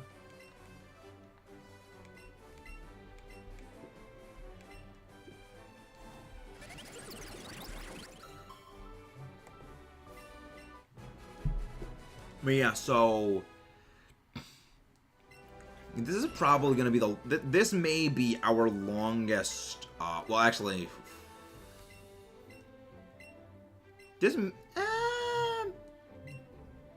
actually, it may be our longest fossil hunt, because, like, here's the thing. With the other fossil hunts for, like, BDSP and for, when we do, the remaining Galarian fossils, those, the shiny, like, the efficiency at which I can do those will be a little bit higher. The reason being that I don't need to get as many things with this. Well, because with this, you know, I can only get one fossil a day, and it's random. Well, I can get 2 rarely. You know, and whereas if I'm playing, say, you know, Diamond and Pearl, like, yeah, Diamond BDSP has a very, very long load time for everything. But I can go gather up, like, 50-something fossils, and, you know, if every, say, 5 minutes of reviving fossils, I have to, like, reset because I have to, you know, reload the thing. Well, that tacks on an extra, like, 2 minutes to loading in. So every 5 minutes, that becomes every 7 minutes is 1 cycle for this. So if I do, you know, 10 of them, well, that's, you know, what? 20 minutes I've spent in menus not reviving things. But if I have, like, you know, 50 fossils, and I just revive all of those, and I only need to reset once for that entire set of 50, well, I've only spent 2 minutes resetting as opposed to 20 minutes resetting. Meaning overall, the hunt goes by a lot more efficiently. Which you can do even with the vastly longer loading times that BDSP has. Again, you gotta keep that efficiency for speedrunning. That speedrunning shiny hunting tactics. You gotta keep those in mind. Plus, like, I mean, BDSP streams of, like, just looking around the Grand Underground for fossils, I think that would do very well. Because, like, we all love the Grand Underground. It's a great, fun thing. Like, I just know the light changing over this. Yeah. Yeah, that's one of the issues of this, is because this webcam that I'm using, this is over 10 years old. You know, yeah, for those who don't realize, this thing is over 10 years old. I remember using this one for my original channel I made back when I was in, like, middle and high school, which was for movie reviews, which I scrapped that channel. It was, I'm glad it's gone. You know, it's scrapped. I deleted that channel, took down all the videos, and I deleted the video files, because I don't know, I just kind of, it just drifted away from that. And this still works. It works amazingly, and I love it. And it's one of the reasons why I was like, oh, yo, I need to get, like, this, like, $500, like, this thing. I found this around my house over a decade ago, and it still works.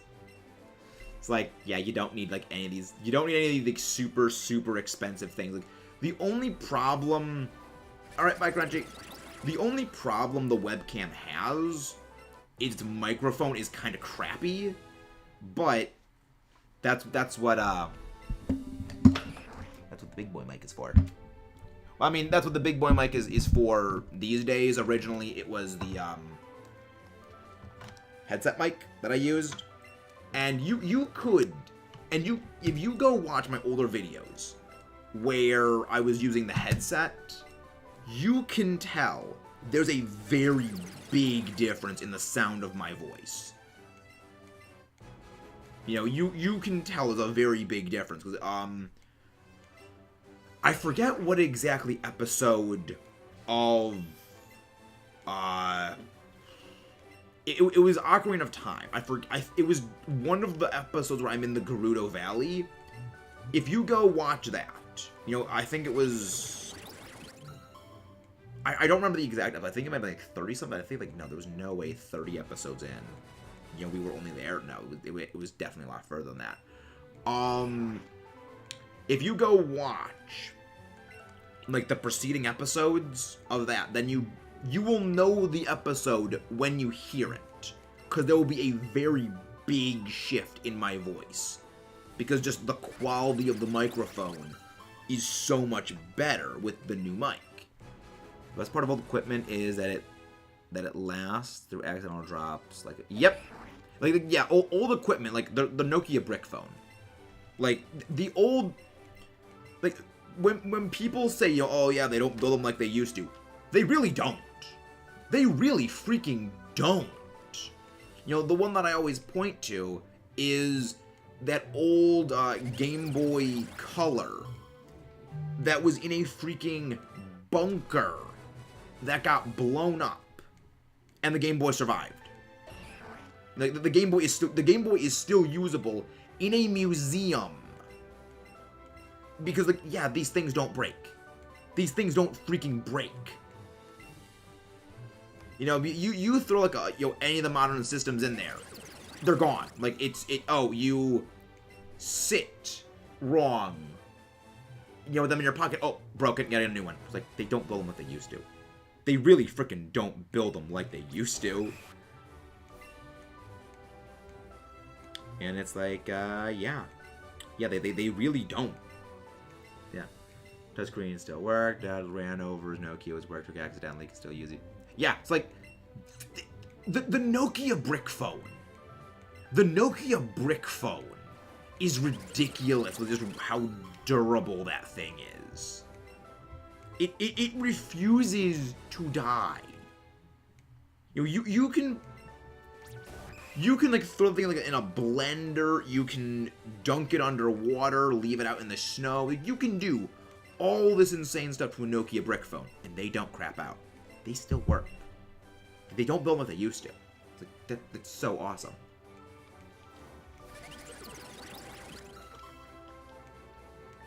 I'm gonna get some more water soon.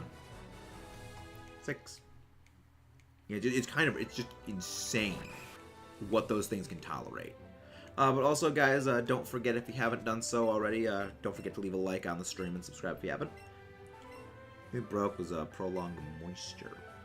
Yeah, how old was this thing? Was this thing like 20 years old and like constantly being dunked underwater? You know, like, the only thing that I'm certain could break a Nokia brick phone is my brother, because my brother breaks like most technology my brother touches, he just breaks. He finds a way to break things. Ah, the battery. Okay. Yeah, Trevenant doesn't die in Unite either. Yep, Trevenant does not die in Unite. That's why I used to be a Trev main when I still when I still played Unite. That's why I played Trev. I don't play Unite anymore. Because I don't want to deal with the randos. Like, I mean, the other part of it is that Unite's balancing is just very, very not healthy. It's very, very unhealthy balancing. You know, air quote balancing. And it just, if I want to play a game with, you know, you guys, I'll play Splatoon, because it's a balanced game that the devs actually care about. Because, like Pokemon Unite follows the, I forget, what was it? It was Halo 2, that's what it was. It was Halo 2, Halo 3. Those were games that, like, became esports because people loved playing them. But then you look at, like, you know, Halo 5, Halo 5, and, like, a lot of the newer games. A lot of newer games are made to be esports, and they never catch on because they're not fun to play. And know that they're made to be esport games, and they just don't catch on because they're not really that fun to play. They're not really that balanced. There's nothing that really captures people in the same way. And it's one of the reasons why, yeah, like, these games were not very balanced, but they became esports because people enjoyed playing them. And I think that that's like a big issue that, you know, of course, Pokemon Unite and a lot of like more modern games have, is that they are created with the intention of this thing will become an esport and will work on being enjoyable secondarily, rather than we'll just make a fun game. And it's heartbreaking that that happens, but it is the corporate stoogery that they do, you know, when it comes to game developing. And it's one of the reasons why, like, yeah, I enjoy playing a lot of the older games, because they don't have, you know, stuff like that in it. It's like, yeah, they're meant to just be fun. That's why we love zombies. It's like, it's the reason why the Easter eggs for charity zombies streams that, you know, the zombies community used to host were great. Because, like, yeah, it's not an esport. It's just people coming together to watch some people play zombies. If it weren't so horrible, most of these sport games, they'd probably figure out a lot of the fun more casual. Yeah. Like, that's exactly what I mean, Vanilla, is that they're not designed with general player, you know, suitability in mind. They're made to be much more than that because, well, they're made to be esports. It's made to be this more complex thing because they want it to be an they want to push it as an esport. The problem is, if it's not fun to play, well, who the hell's gonna want to pick it up?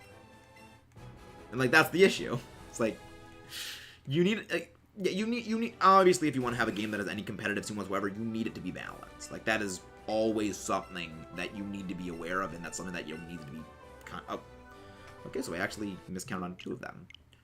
But that's something that they need to be constantly aware of, is, yeah, if we make a game that's not balanced, you know, yeah. But the other thing is that people kind of like things that are broken and OP, so, like, that's kind of the thing, is people kind of enjoy, like, overpowered things to a degree.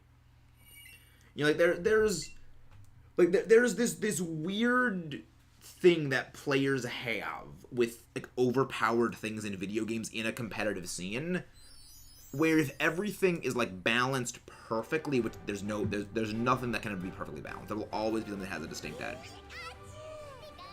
But if something is a cut above the rest, but it's, like, within, like, a certain range of being above everything else, people are okay with it because, like, it's fun to use, and they enjoy using this thing. So, like, they don't mind, like, yeah, it's really fun. We enjoy playing with this thing. And, you know, a good example of that is, like, the VMP from Black Ops 3, where, yeah, everyone hated the VMP in multiplayer, but, like, it was still fun to use. So, like, we kind of tolerated it. Yeah, it was broken. Yeah, it was overpowered, but, like, it was still fun to use. And it wasn't, like, an instant win button. There were ways around it. You know, but then you have things like the akimbo shotguns, and like what Modern Warfare, I think, is what it was, where, yeah, people hated it because they were just so ridiculously powerful that you just, just going boom, boom, boom, boom, and you just couldn't do anything against them. And, you know, that's overpowered, but it's so overpowered it isn't fun. Whereas, like, with this, you know, the VMP, it was overpowered, but, like, it was fun. And I think that's, like, something a lot of esport games these days, like, they don't realize that you need something to be fun that is overpowered, but it's just slightly overpowered so that it's fun, but not so overpowered it pisses off the audience. You know, it's a very fine line to balance. Like, it's one of the things that Pokemon just does not have. Because, like, yeah, we love legendaries. They're really fun to just power trip with legendaries. You know, the box art with legendaries. It's fun to power trip with them. But they're so overwhelmingly powerful, they're not really fun to use. And the loathing of those overpowered, like, just power trip is just too much. Yeah, it's a very weird dichotomy, and I love it. But also, guys, again, don't forget to leave a like on the stream and subscribe if you haven't done so already. But yeah. Omanyte. I mean, I think I've already lost count on this session. I think I've already lost count on this set. I'm like 90% sure I've already lost count on this set. But I mean, we'll be fine with it. We'll be fine with the count. The count. I like. Thank you. Breaking Bread. Breaking Bread. I enjoyed Breaking Bad when I watched it. I don't remember a thing about Breaking Bad. Like, I don't remember, like... I remember, like, the characters vaguely, but I don't really remember anything specific about the show. Because I watched it once. I was like, okay, neat. Move on. Moving on. Encounter count, 200 and something. Yeah. Yeah, it's... Well, like, that's the thing is, I know that... when it comes to the fossils, it's increments of 28. So once we go over to Old Amber's, then, okay, well, we have gone 28 encounters, and it's time for a reset. Because, you know, we don't revive the Old Ambers, because the Old Ambers are Aerodactyl, and we already have a shiny Aerodactyl, so there's no need for it. But yeah, it's 200 and, like... Probably, I generally assume at most it's 2 over what I'm at. You know, I just assume that. You know, I give myself the credit of I can have most of them be recorded, and I will space on maybe 1 or 2 in an entire set of 28.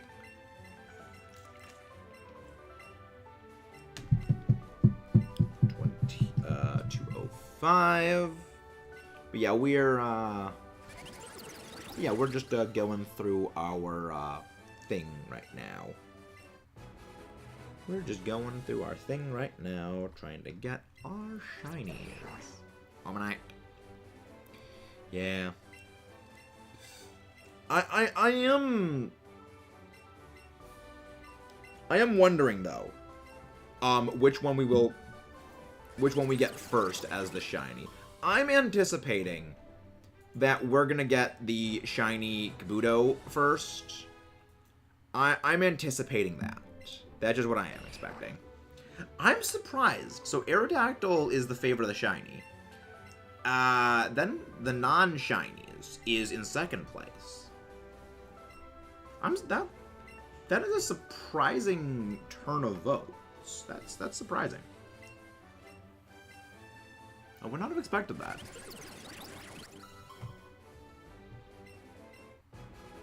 It is not a snail. It is a cephalopod.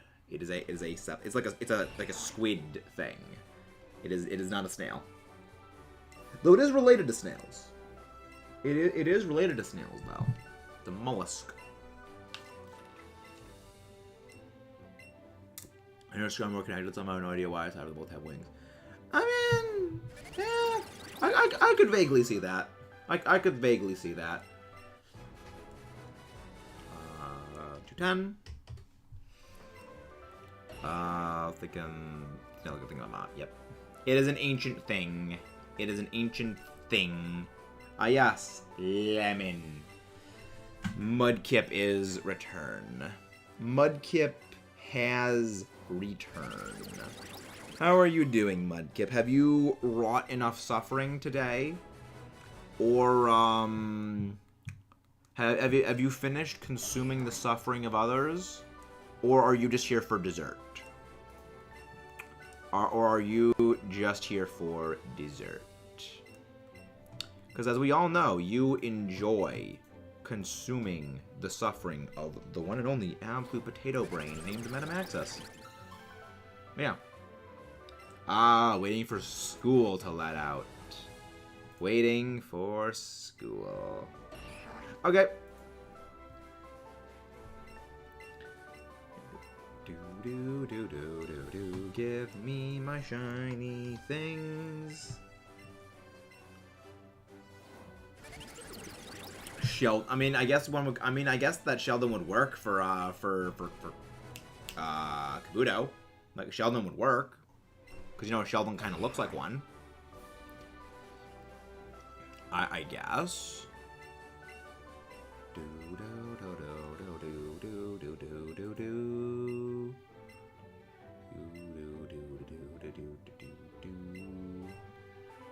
Yes, indeed, the sparkly things. The sparkliest of things need to be shined. Kabuto, we got a Kabuto. I still think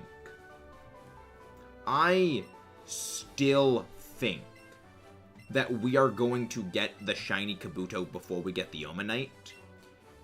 Just because that is going to make things... It's going to completely throw off our hunt for a while. I have a button of Sheldon that I... Yeah, that Sheldon button. It's a neat thing. It's a very neat button. It is literally Sheldon. This is literally Sheldon the Pokemon. Yeah, let's get reviving. Let's get reviving. It will happen. Yep, I mean, it's gonna do the same thing because it's gonna spite me just like Ho-Oh has been spiting me. Like, it's a spiteful thing. It is a very spiteful thing. But yeah.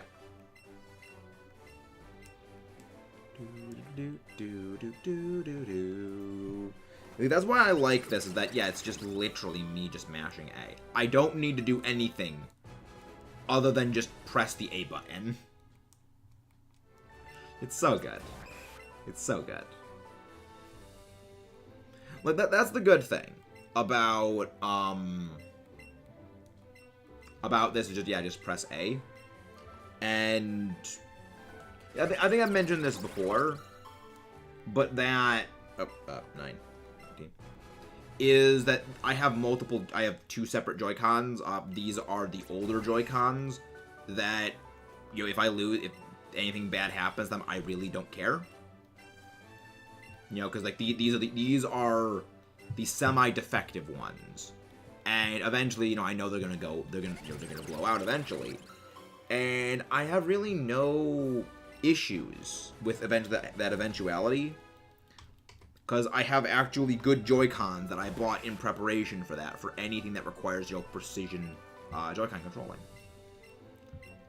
Do, fa, so. Do, mi, fa, so. Over 8. Yo. Alright, so when's the next cycle begin? Okay. Okay, so the next cycle is going to actually begin quite soon. Okay. Go. 1.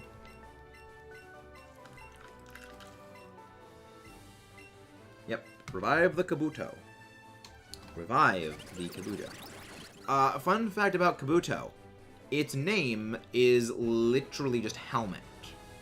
It's helmet. So, yeah. Yeah, because I remember I was watching Teenage Mutant Ninja Turtles, the 2012 animated series of that. And, you know, they called Shredder's helmet the Kuro Kabuto. I was like, wait, why is it named after a Pokemon? I was like, oh, Kabuto literally is just the Japanese word for helmet. And people say the new Pokemon names are lame, when you have names like, oh yeah, it literally just means helmet. I mean, it's not an inaccurate statement. It does vaguely resemble a helmet, but it's still kind of a lame name. It's still kind of a lame name. Welcome back, Flash. Welcome back. Okay. So we are, what, 5% of the way there? No, we're more than 5% of the way there. Yeah. So actually, let's, for that divided by 2 to 4. Nope. 2 to 4. There we go. 2 to 4. Wait, wrong way.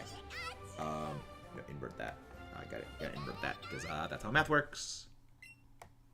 4, 2, 4, 5, 5. There we go. 4, 1, 0. I mean, it's a little off thing. But yeah, so we're like 4.5%.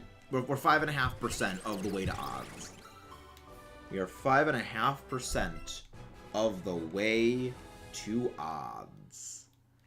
Making progress, people.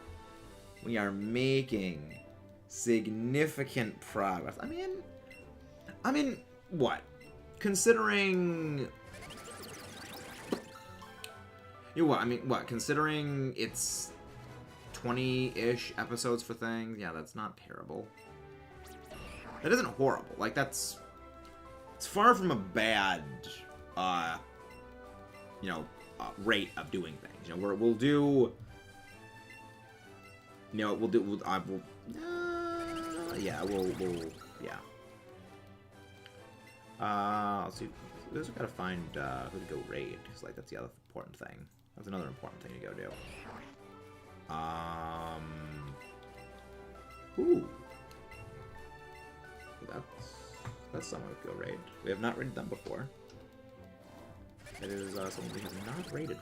We have not raided them in, I think, ever. Yeah, I think that's something we can go raid.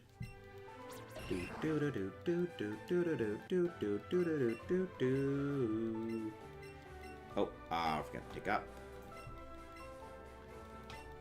7. There we go. Pick up the counter. No worse, Shelmet. See, like, Shelmet I'm okay with. See, I'm okay with Shelmet because Shelmet's at least a pun. Shelmet at least is a pun.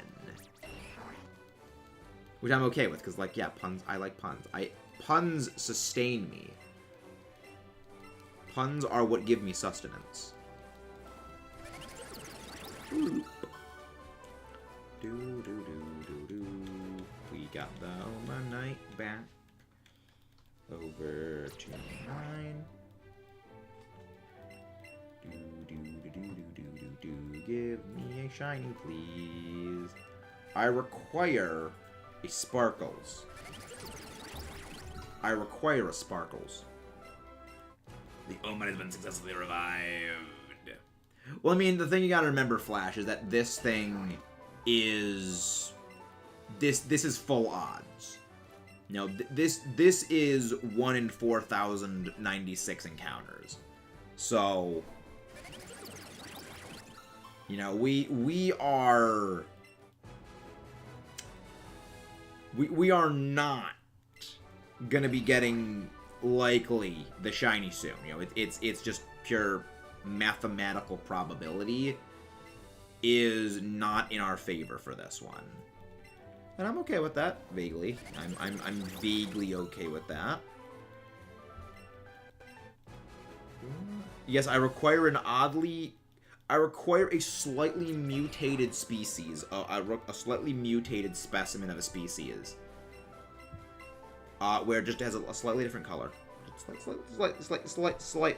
slightly different color, just a little bit of a different color. Dum dum dum dum bum. Give me my shiny, will you please, game? Omanyte, get in the thing. Yeah, but also, how's everyone doing today? How's everyone doing? Hope you guys are doing well. You know, don't forget to, you know, leave a like and subscribe if you guys are new, and, you know, let your friends know about this. Wait, wrong thing. 3. You know, don't forget to, you know, share this out to your friends so that they, know all the kind of suffering that goes on here, because after all, we do know that suffering is what makes the channel go round. Suffering is what sustains this channel. Glad you're doing well. Glad you're doing well, Vanilla. I'm gonna get to 250 and I'll grab some more water because I do kind of need that. But yeah, so 250. So 250 encounters. 250 times 4, so 16. So 16 installments. Okay. I mean, yeah, I think I'm overthinking how long. I think I'm thinking that this series is going to be longer than it actually is. Well, to get to odds. You know, obviously, it's going to be a long series. This is one of our few full odds hunts.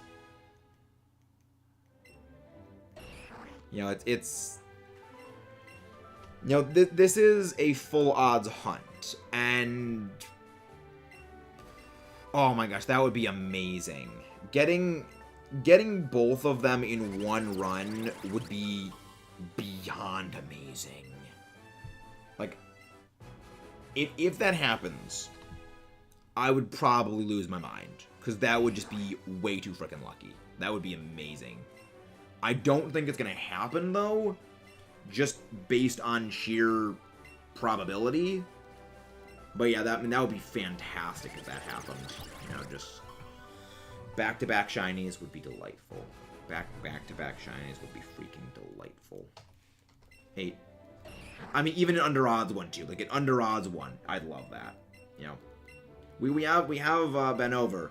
You know, the explosivity of my reactions are directly related to the length of the shiny hunt. Once it goes over odds, then it just starts dropping. 2-in-1 run, I'd be... Well, yeah, no, I wouldn't... I wouldn't go out and get a lottery ticket, because I would have used up all of my luck. So, the lottery ticket would not do me any good. When the time's ready. When it comes to probability, nothing is guaranteed. Nothing is guaranteed when it comes to probability. That just means that there's a 99.9999999999999% certainty that that is when it will be shiny. You know, it's you know, it's when it comes to anything where there's a chance, there is no it will have a shiny after X many encounters, because that is not the way that probability works. It just means that that is when statistically it is most likely that you will have, you know, your odds of getting it will be like will be almost 100% chance of it having happened after this many encounters.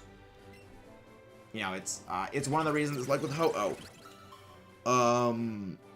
Yeah, you know, statistically speaking, I really should not have gone this much over odds for Ho-Oh, but I still have, because Ho-Oh's a spiteful little stupid bird. Because it's a spiteful little stupid bird. Actually, I think when it comes to this, when it comes to the fossil quest, if I get the shiny Kabuto, I might end up just Masuda method for the Omanyte, if that's the case. You know, if I get the Kabuto, I'll just Masuda for Omanyte. You know, I think that's just what I might end up doing for it. You know, this is really just to narrow down the pool, and like, okay, once we get to that, we'll go switch over to the Masuda hunt. Yeah. The funny thing is, I can actually calculate how many encounters it will be for each individual one, because I know every time I do a set of fossils, I have 12 Kabuto fossils, and I have 16 Omanyte.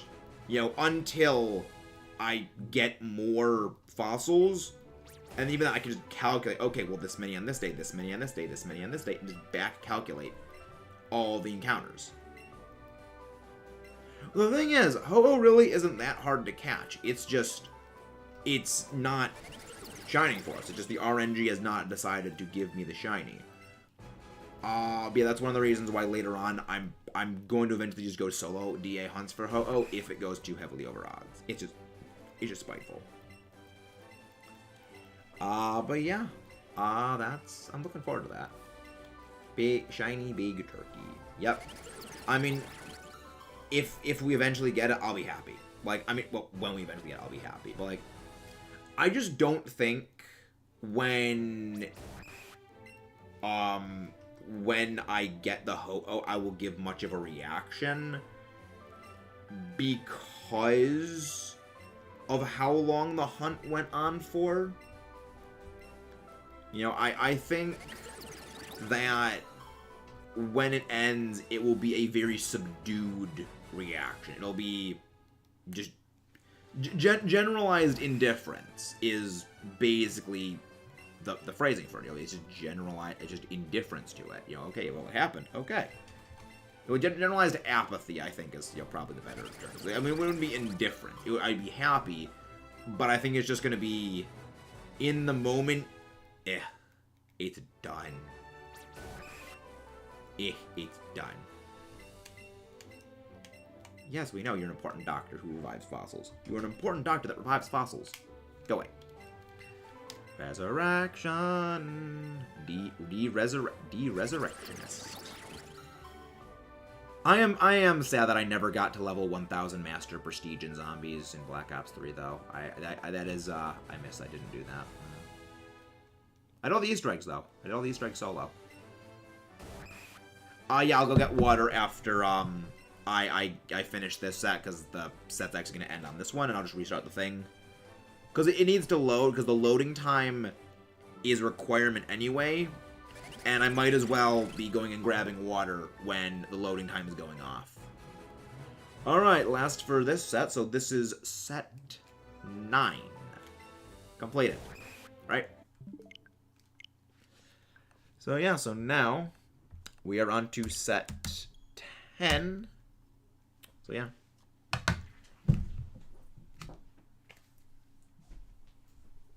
If I press A or something, I think you're right, I have to press A for this whole thing. Yeah, because there we go. This game's weird.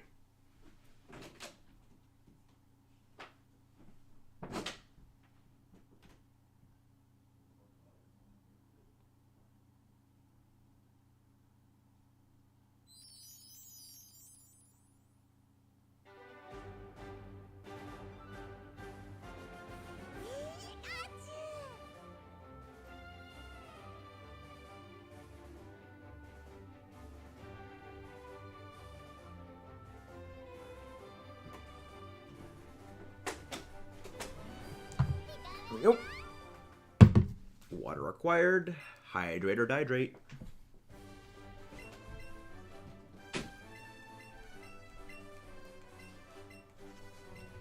Yeah. Oh yeah, now the light's finally getting at that angle where it's gonna start being annoying to me and not getting on my face.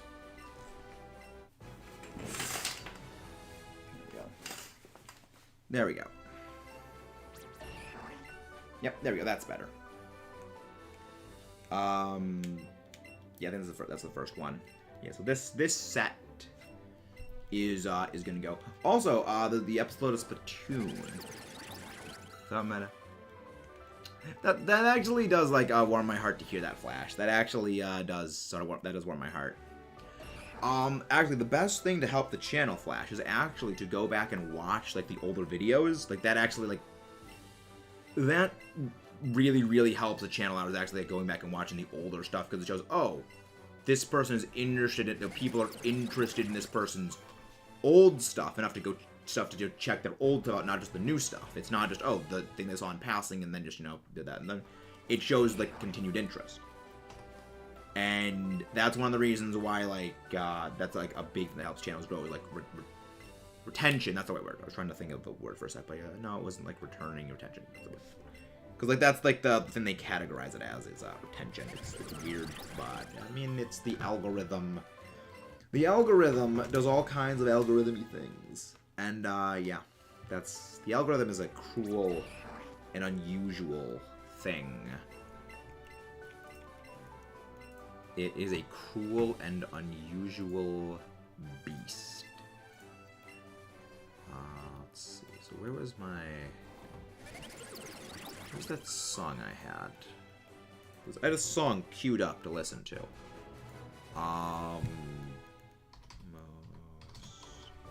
There you go, most powerful version, Dreadnought. I do love me, my Sabaton. I do love my Sabaton. Yeah, desktop audio is muted, which is good. Yep, getting to vitamin D. I mean, I go out running. You know, I go out running, you know, for cardio, and also I gotta, you know, take my dog out for a walk. So I get vitamin D that way. I also drink a lot of milk. I drink milk every day. Strong bones. Strong bones, very important.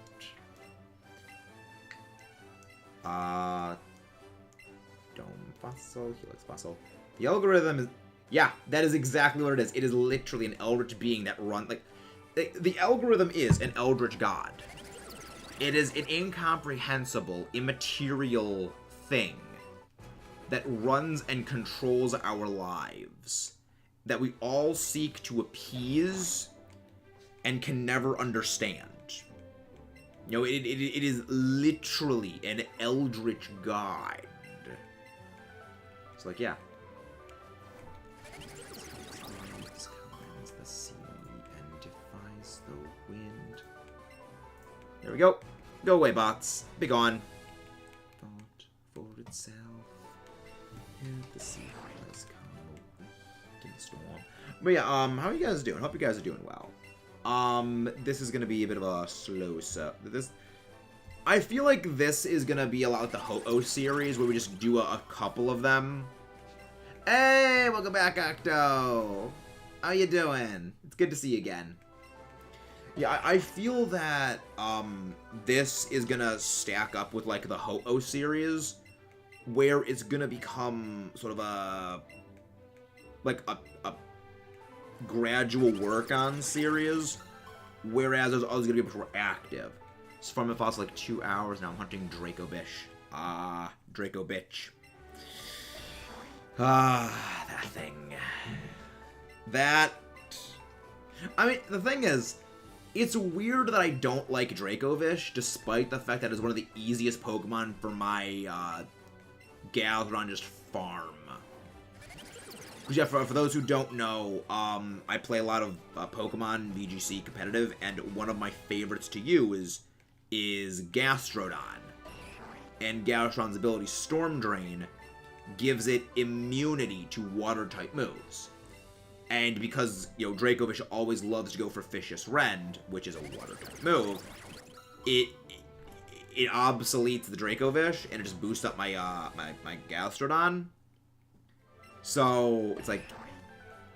I don't like... It's weird. It preys on the Dracovish popularity. But, I mean, I don't like one-tricks. I have an auto-clicker on my controller, so now I'm just waiting. Honestly, an auto-clicker would probably be good for me on this, so I don't burn out the buttons on this. But I have another controller that I have, like, another pair of Joy-Cons that are actually good Joy-Cons that I use for precision. And, you know, because you can use the A button, you can use, for this thing, to just, you know, signify, okay, interact, is the A button, the shoulder R button, and then the trigger R button for one controller. If you have the other controller, and, you know, you just slot this into the other side of this thing, you can use, you know, the right arrow control, the right arrow button, the L shoulder, and the L trigger. So it's like I have 6 buttons to distribute the wear and tear on. So I mean, it's tedious, yeah, but I can just also do this. Or I can just, you know, click this. And, you know, do other stuff at the same time. A friend told me there's a digger to Watson somehow. Did not know if last was. Yeah. I mean, I think it's just rare. It's like, I had a similar discovery, actually, akin to that Octo. If you actually saw the last episode of Let's Go Let's Play series, where I actually got a Master Ball in the Cerulean Cave. You know, after, like, 4 years. And hearing about it, but not really knowing if it was real or not. Yeah, you can actually get the Master Ball. You can actually get infinite Master Balls in Cerulean Cave if you just have very, very good RNG. I explained in that Let's Go video. If you want to check that out, I highly encourage that. Yeah, it's because, I mean, I used my Master Ball on the Mewtwo in there. And I have 2 extras because I found 2 Master Balls in there. It's amazing. It's like, this is the funny thing, though. Actually, no, I mean, the Master Ball actually does have a use in Let's Go because you can use it on, like, the shiny legendary birds if you find them. So that actually makes sense. With Let's Go, the Master Ball is actually more useful than any of the game. We have not gotten a shiny yet. We have not gotten our shiny yet.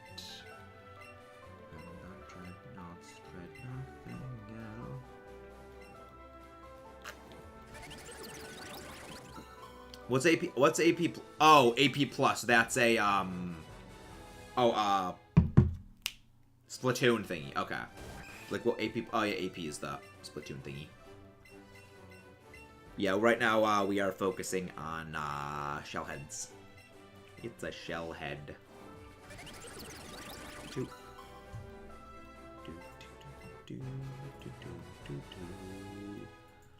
Dawn opposed under crimson skies.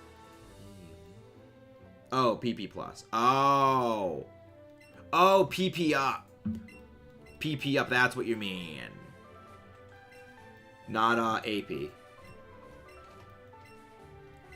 Nope, nope. 3. There we go. There's a... No! No! No Bidoof! No Bidoof! Meanwhile, I just listen to songs about giant battleships as I slowly go crazy from this Shellheads. You know, meanwhile, I just play Sabaton's Dreadnought, just ad infinitum.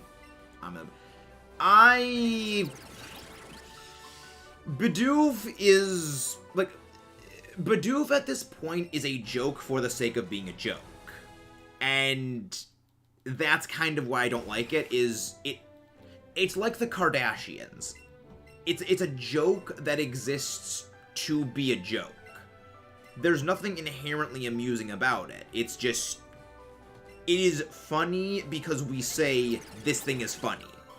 When there's really nothing about it that makes it funny. Because, like, its whole thing of, it's a good HM user, Sentret and Zigzagoon learn almost they learn every single HM that it does, aside from, like, Dive and, like, Waterfall. They learn Surf, they learn Cut, they learn Strength, they learn Rock Smash. They learn, like, all the same HMs. And, you know, yeah, Sentret and Furret learn Surf for some stupid reason. And the only reason why Bidoof ever remained, like, a popular thing is that if you look at when the internet within the Pokemon community started to get on the rise, that timeline intersects directly with Diamond and Pearl's release. So the internet was starting to be a bit more of a prominent thing for, you know, kids when Diamond, Pearl, and Pearl was out. And, you know, it just so... It basically is just pure happenstance. It was convenient timing for Bidoof. If it was anything else, that generation's normal type rat would be basically what Bidoof is. The 18 badges in Scarlet Violet. I don't know. I don't pay attention to any of the information about Scarlet Violet. I mean, Bidoof is... Yeah, it's not. Like, the closest thing Bidoof has is, like, that memey Simple Swords Dance set that B. Barrel's got. But, like, you know, it's got nothing on the amazing Belly Drum Extreme Killer set that Lanoon could rock. Cause yeah, Lanoon got Belly Drum as an egg move, and it also got Extreme Speed as an egg move. And so what you could do is, yeah, give a Belly Drum Lanoon Extreme Speed, and immediately +6, stab Extreme Speed, just kill stuff. It's terrifying how powerful Lanoon can be. Hey, welcome in, Aiden.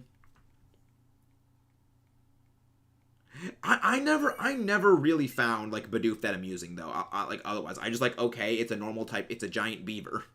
It's an annoying beaver. Okay, you're useful for, like, breaking rocks. Yeah, I never really found anything appealing about Bidoof, really. It's weird. I mean, it's weird. So let me actually keep track of, how long it takes for a full cycle. Okay, so time is 2 hours 13. 21300. Okay, let's see how long it takes to go through this whole cycle of them. 81. You know, it's kind of like a Twitch plays Pokemon for me in that respect, where its memeness exists to be memeness, and nothing beyond that. It's like there's nothing deeper. There's no depth to the joke. You're a beaver. You're useful for... Yeah, exactly. That's all Bidoof is useful for me. Yeah, stream started 2 hours and 2.25 hours ago. Yeah. Yeah, 2 hours. Yeah. It's... Oh, this is nothing. This is nothing. Like, that's the thing about streaming and recording, that as time goes on, is that you just... the time just blurs. Watch time go right out the window. Trying to hold on. You didn't even know. We're wasting it all just to watch you go. Do you plan on... to join in on the whole... Thanks, Miss Timothy. What's that? I have never heard of that, Vanilla. What is that? I'll need to go check that out. How many encounters per Pokemon are you doing each reset? For Omanyte, it is 16 resets. It is 16 fossils per reset.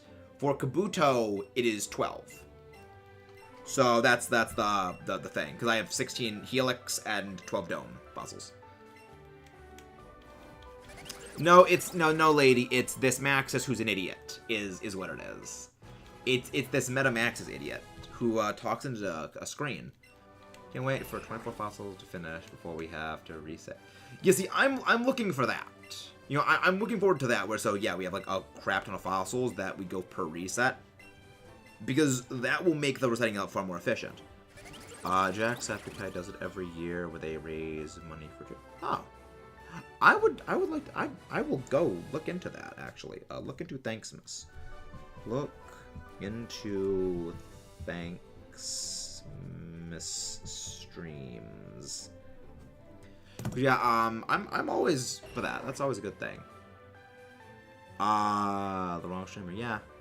Yeah, no. This is just some idiot. This is just some idiot, lady.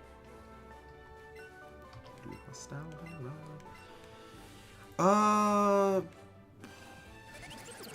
good. Oh, yeah. Most powerful Uncoupled Soldier. Nice. Yeah, I'll look into it later. I'll look into it after stream wraps up. Because, yeah, I mean, I'm going to have a lot.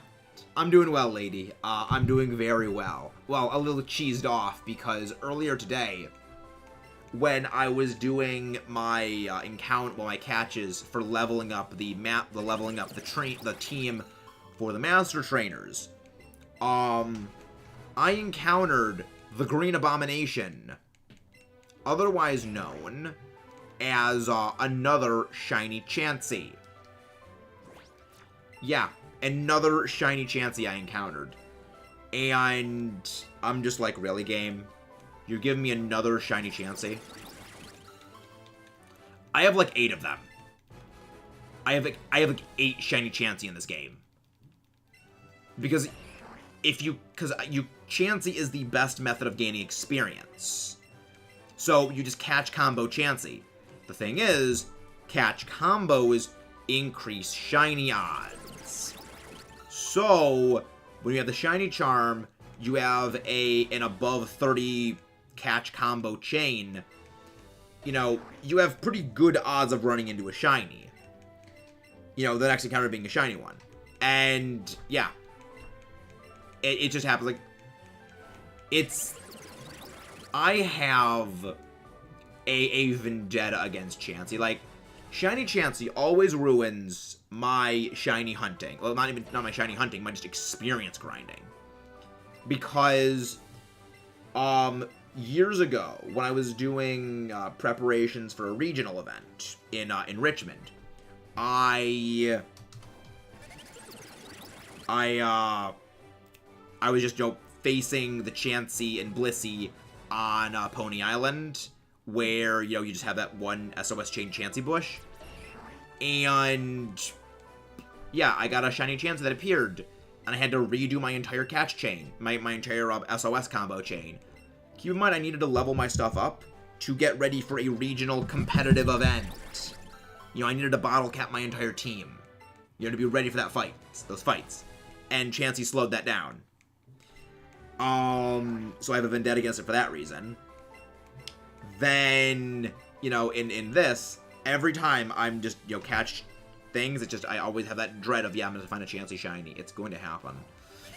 And, yeah. Happen again. I'm just desensitized. At this point, if I see a shiny Chansey, and it's in an SOS chain, and I'm grinding experience, I'll just kill it. I'm desensitized to Chansey shinies at this point. I'm desensitized to them. They mean nothing to me. They deserve oblivion.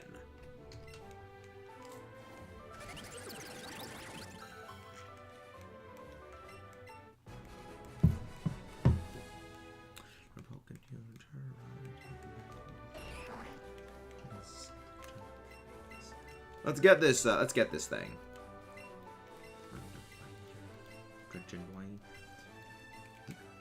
What do you have against Paris, though?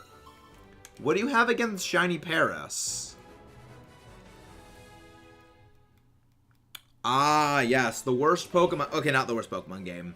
That is X and Y by a mile for worst Pokemon game in my opinion. Ah, doing Rayquaza Dynamax Adventures. I wish you good luck on that, Aiden. I wish you the best of luck on Rayquaza.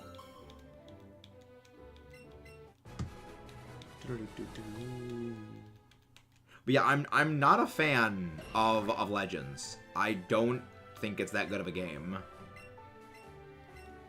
Let's see, where's...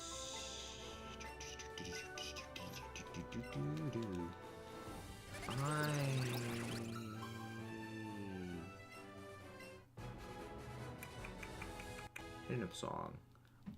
And another song. Oh, Christmas Truce. Lovely, lovely Christmas Truce. Love that song. Go think about X. No, good thing to come out of X and Y. Nothing. Like, the things that are good about about X and Y can be summed up between my two hands. Nothing.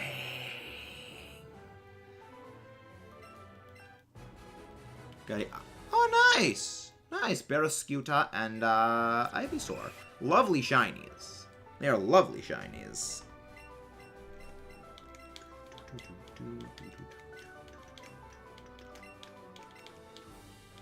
We got Rayquaza's shiny in 14 Dynamax Adventures. It was one of our It actually was our fastest shiny hunt for a legendary Dynamax adventure. So I'm happy about that. But then, you know, Dumbstuff was gonna ask, what game is this? Yeah, Legends is a thing. I cannot name every Pokemon, Mudkip. I can't name all of them because I don't have them all committed to memory. I don't have it committed to memory.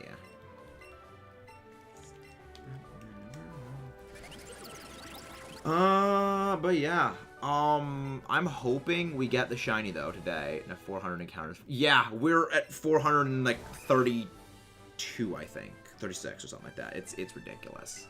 I can actually just check right now. Yeah, 431. I mean, hey, it happens. You know, it's just the way that the RNG cruelty works. Where sometimes you get your good odds. Well, the thing is, I actually did a calculation for this, Aiden, and it is looking at my encounters for shiny for every Dynamax adventure we've done, and we actually are evened out. So if I add together Kartana and Ho-Oh's total encounters, and then we add that to, okay, the amount of encounters for like the other legendaries that we did, and, you know, the Ultra Beasts that we got, overall, it actually evens out to total, we're actually on odds, if not a little under odds, relatively speaking. So the bad luck of Ho-Oh is actually kind of to be expected. And yes, I am short, Mudkip. I am short. So it's like, yeah, it's kind of a weird thing that because the weird thing is that we've had great luck for everything else, and then there's these two massive spikes of garbage luck for Dynamax Adventures, and it evens out everything. Like 5'5", that's how tall I am. Short I am, I guess, is a better way to put it. Yeah, I'm not that tall.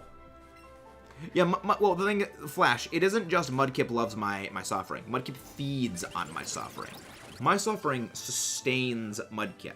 So it's an agreement we have where I suffer and my suffering goes directly to him, and in exchange for that he moderates my channel's chats, so that way I can focus on the streaming. That's how it works. Well, no, so the reason why is I have to suffer so that I can sustain him, so that he holds up his end of the bargain, which is he moderates the channel. So, and I need moderators. And I need my moderators. So, yeah.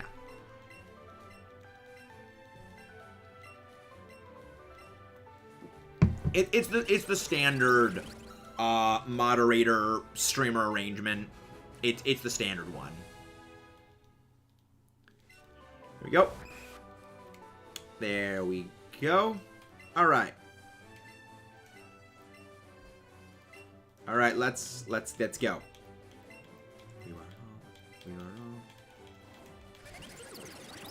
All right, let's go get a shine. Wait, we got rated? What? I must have spaced out. Wait, we got rated? What? Wait. What do you mean, Flash? Oh yeah, we did get rated.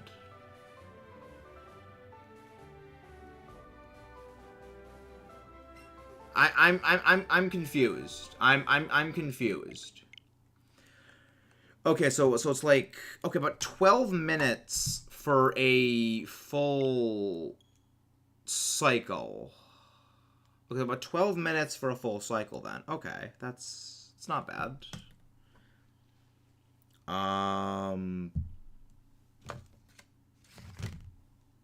Where's my pencil? Where'd that pencil go? There we go, click. Where's my... I know I had the pencil here somewhere. I need to find... I'll find it later. I'll find it later. Oh, we got... Oh, the raid from a while ago. Okay. Okay. That makes sense. Where's that freaking pencil go? Where did that freaking pencil go? I know it's around here somewhere. I'll find it later. I'll deal with it later. Yo, let's get back to stuff. 12 minutes. Yep. 12 minutes of just pressing a singular button, Octo. 12 minutes of just pressing A. Welcome to shiny hunting. Welcome to shiny hunting, Octopal. Hey, welcome back, Miriam. Welcome back. Yeah, 12 minutes. I mean, this stream has been like 2 hours and 30 minutes of me just pressing the same button again. Like it's literally, this is what shiny hunting is. Now this is shiny hunting. Now this is sparkle hunts.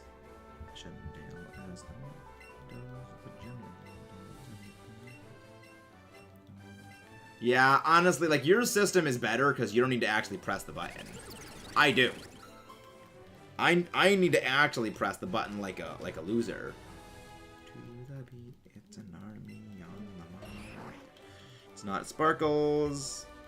Does not want to sparkle for me, so do please just sparkle. But yeah, did you know? I did not. I actually don't really watch M&J TV. What do you mean, like the first Pokemon designed, Flash? The first one designed was Rhydon. Rhydon was the first Pokemon designed. Oh, card. You mean like the first card ever made? I thought it was like Mew, I think, was like the first card made or something like that. But I don't remember. Most because I'm not a TCG guy. I don't like keep track of the cards. That's something that Foos might know, though. That sounds like a Foos thing.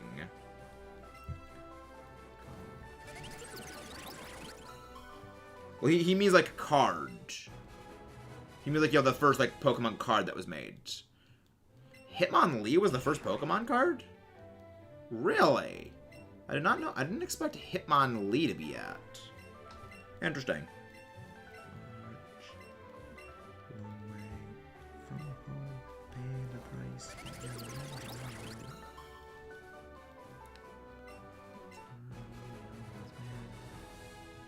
But yeah.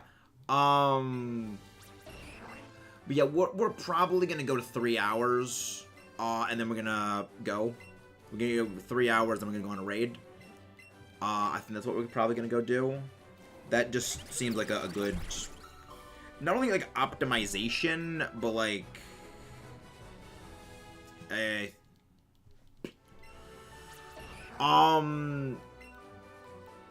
Future hunts. I have a list of, like, 80 Pokemon to shiny hunt. Well, now it's down to 79. So, like, I have a list I go down. It depends on, like, what shiny hunt we actually do first. Then it'll go to the next thing. Oh, wait. Hey, we got raided again! Andreas! Hey, welcome in, Braydell, Freddy, Andreas, Draco. How are you guys doing? Well, what's next in the list of the shiny hunts? That depends on what we actually finish first. Because if we finish, you know, our, Mudkip, please go grab Andreas' link, please. It depends on the order in which we finish things in. Because if we, say, finish this hunt, then we'll move on to another hunt. Did you get your shiny Grookey, Andreas? Did you get your shiny Grookey already, man? Let's see, go grab the thing. You did not get it.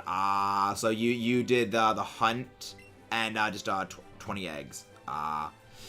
Yeah, meanwhile, as we suffer for our hunt of the fossils. If you haven't done so, please do not forget to go check out our good buddy Andreas. Wonderful human being, a person. Well, I mean, he's still under odds. He's still pretty heavily under odds. Odds for Masuda hunts are 1 in 512. You know, meanwhile, you know, us here, full odds, 1 in 4096 for this stupid thing. Because I didn't realize the shiny charm didn't affect the fossils. And now I regret everything. You know, I regret everything now.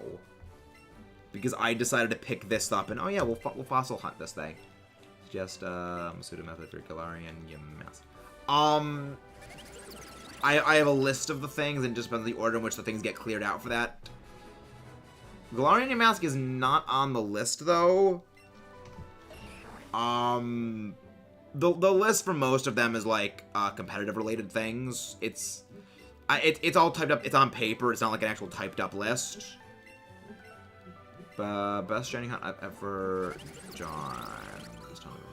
Like, honestly, like, shiny hunting is, long and tedious. It's a long and very tedious process. You need an ironclad test of will to do this. But it's also, like, just, you know, mind-numbing. It's very brain-numbing. I mean, again, it's the order of the things, but, like, some of them is... Crustle is one of them, Haxorus is one of them, Togepi, Milotic.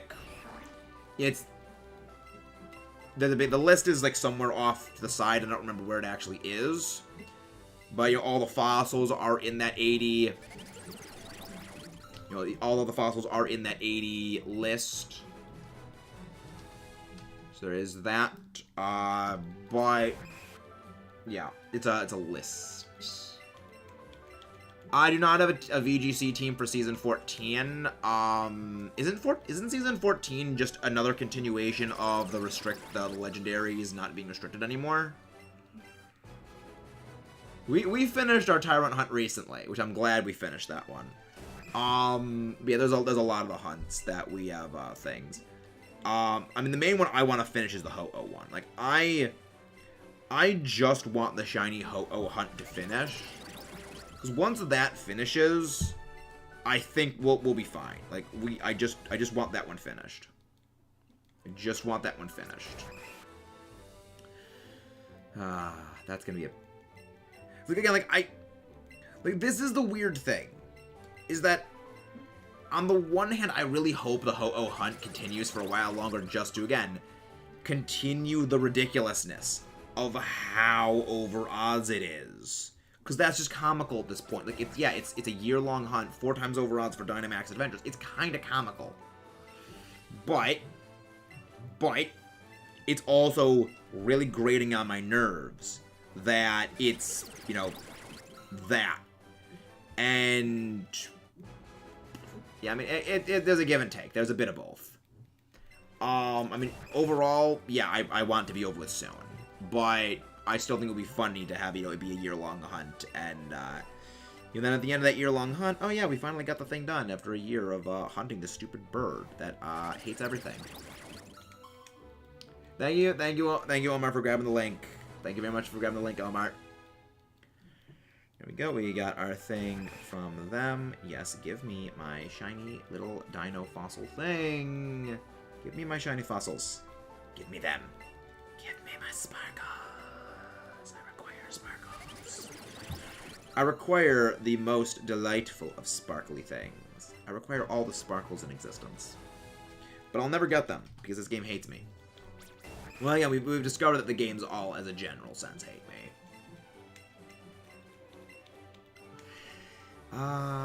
Let's revive them.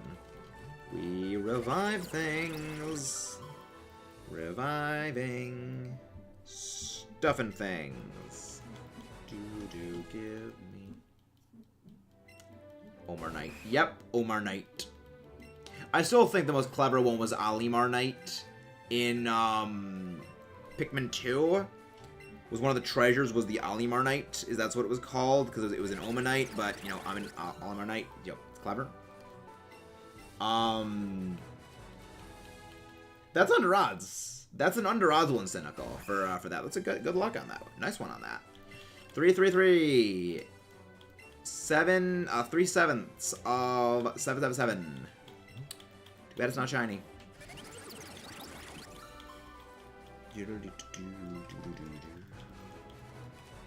Give me my shiny hat. I want my sparkly hat monster thing.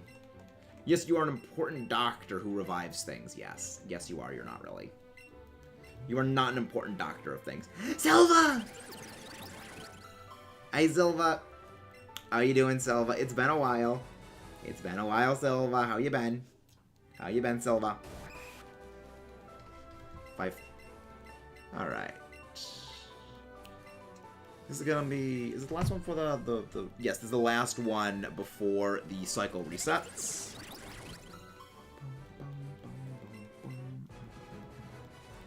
Yeah, this is gonna be... This is good. There we go. 6. The reason why, because the NPCs are stupid, Aiden. The NPCs are stupid is why. Glad you're lurking. Glad you're lurking, Silva. Glad you're lurking. Glad to have the Silva here.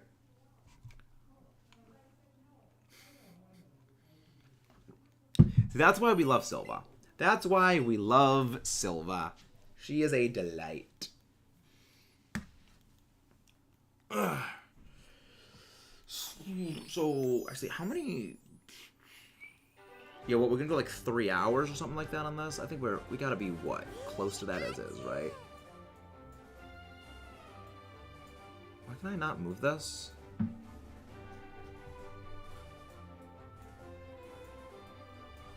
You know what? I did them close that. There we go. Just close that. There we go. And now I'll just reopen the thing so I can see why it's like, yeah, there we go, files closed. There we go. There we go. There we go. Dino counter. There we go. Why is it not having, a thing anymore? Interesting. Interesting, it doesn't have a close option. It doesn't have a close thing anymore. Interesting. Under odds, shiny charm. Yep, that was under odds for the shiny charm. That was under odds. Yeah. Yeah, because, the way that the SOS chain works is like, it's like 300 something, I think, is when...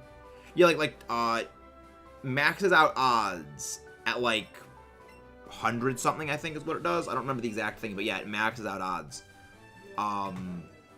Beyond that. So yeah, you actually got under odds. 8. There we go. This will be the number 8 one. No idea. I hate no shiny charm. Yeah, that was under odds. Yeah, shiny charm, like shiny hunting is a long and tedious process. Cynical. It is a very long and tedious process. It is not a very quick thing. It is not a quick thing. You are naive if you are thinking it would be fast. Yeah, because like, you know, Masuda method odds is 1 in 512. This method I'm doing right now is 1 in 4,092, 96. So yeah, yeah, we're suffering.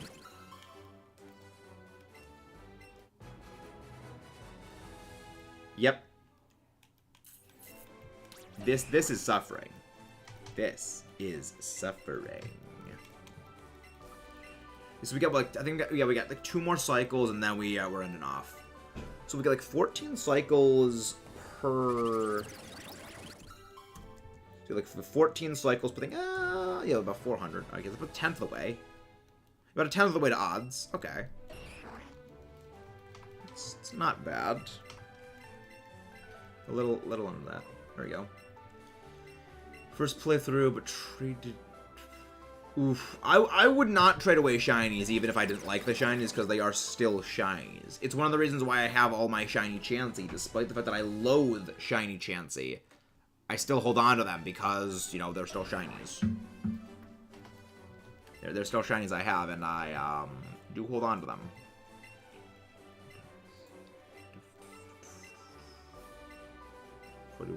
Max out at 41? Well, I don't think it was 41. I thought it was more than that it took to max out. I could have sworn it took longer than that to max out. I could have sworn it took longer. I guess I was wrong about that.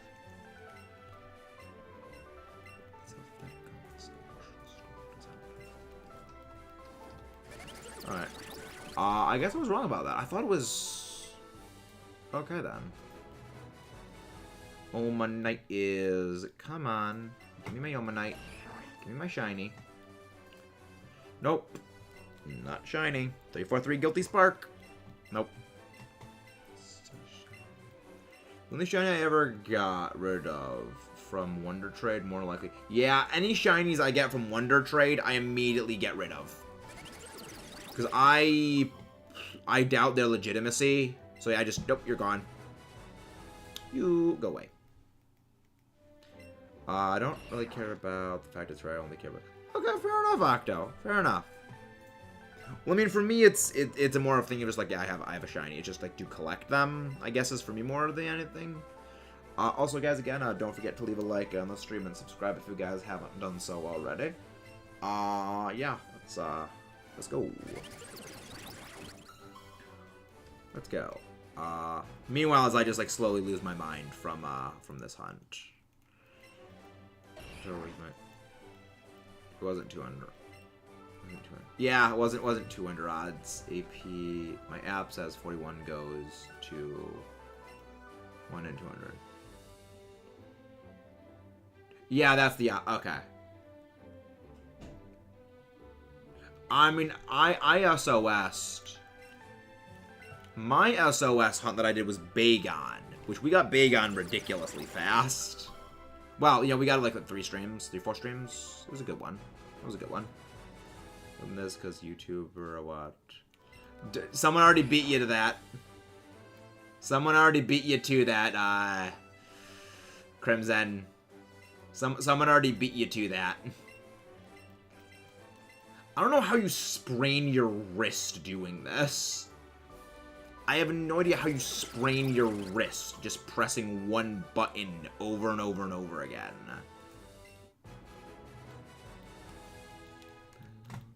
I'm not sure how. I actually did used to watch MNJ TV. That's like carpal tunnel. That's like carpal tunnel, not like spraining. Yeah, I don't think that's a sprained arm. I think that's like a carpal tunnel or something like that, or just like inflamed wrist.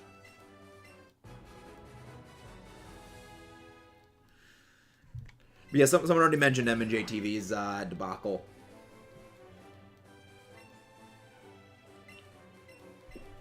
But yeah. So 14 cycles. 14, maybe 13 cycles, depending on... and then we go Rage. Okay. Alright. Nope, not 60. 50. Yeah, I'm just pressing it. Because, like, I know... With the Bagon, then does Bagon self-inflicted moves? No, the thing is, remember, Bagon also has Rock Head, so even if it did, Rock Head would shield it in most cases. I think maybe it gets Thrash, but, like, I don't think it gets Thrash at that level. So I think you should be fine. You should be fine, Cynical. Other than that, you could hunt, you could hunt for Marini. You could hunt for Marini. Which is, you know, ridiculously harder to get because you need to SOS chain off of a Corsola. So, yeah. That was a thing. Yeah, I think we're gonna go, 13 cycles of this. Yeah, we're gonna go 13 cycles, and then we're gonna go Raid. No, not that. 13.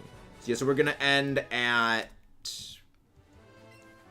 We're gonna end at 64, so at 364. So we'll end off in 12. I feel like you should stream until you get. The thing is, Crimson, is you have no idea how mentally exhausting those Dynamax adventures are. You know, it's very, very tiring. You know, it's tiring mentally. You know, is more why. And you know, that's one of the reasons why, like, we don't really do those massive things, especially, you know, for today. I got something, you know, later to go do. But yeah, I got, like, recording stuff to do later. You know, I would only really do, like, those mass streams if I know, okay, I'm, like, tomorrow is, like, just a rest day. Or, you know, just, you know, it's, you know, is that. Yeah, but I saw Kabuto and thought to myself, you know, I was really looking at Omanyte. Yeah, it's a double hunt. It's a double hunt. We're doing both of them.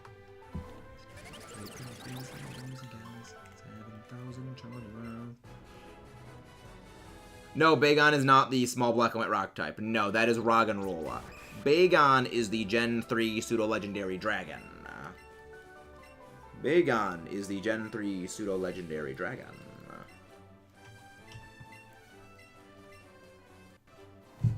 Yep, we love Bagon, our little baby bagel dragon.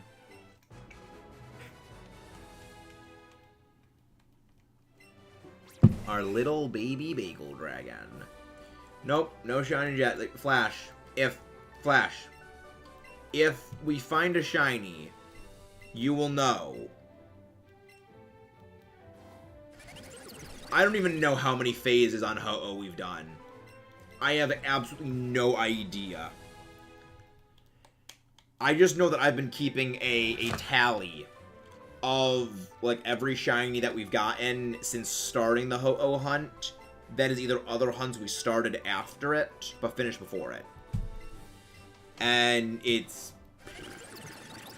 so many of them. So many of them. It's gonna be a compilation video of just me getting all of those before I get the stupid bird. It's just ridiculous at this point. Rather fight Bagon or Kratos. Bagon. I'd rather 1v1 fight the Bagon. Because Bagon can only hit you with its head, or its teeth. It just has little nubs for hands. It can't scratch you.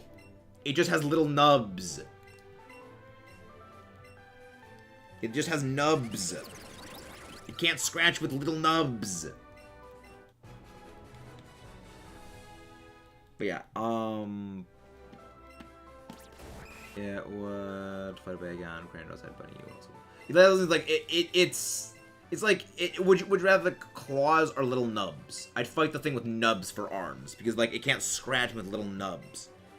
What could you, like, pat you to death? A lot. Probably several thousand at this point.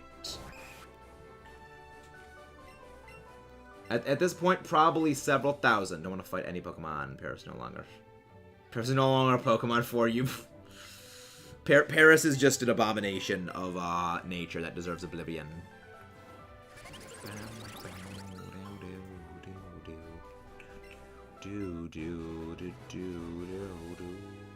I do not play Pokemon Go.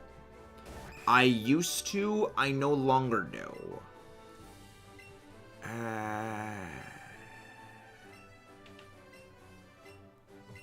Yeah, I used to. I don't play anymore. And main reason for that is I just found other ways of losing weight, and because that's for me, that's what it was. For me, it was a way of losing weight. And as time's gone on, I just don't really need it to lose weight anymore. Because, you know, I exercise on myself now, and yeah, I don't really need it. Like, it's good for helping to lose weight, but I no longer need it. Played it years ago, but don't go out. Yeah, it's like, but that's the thing. It's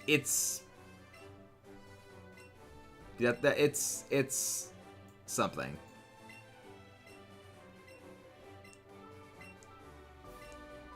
Yeah.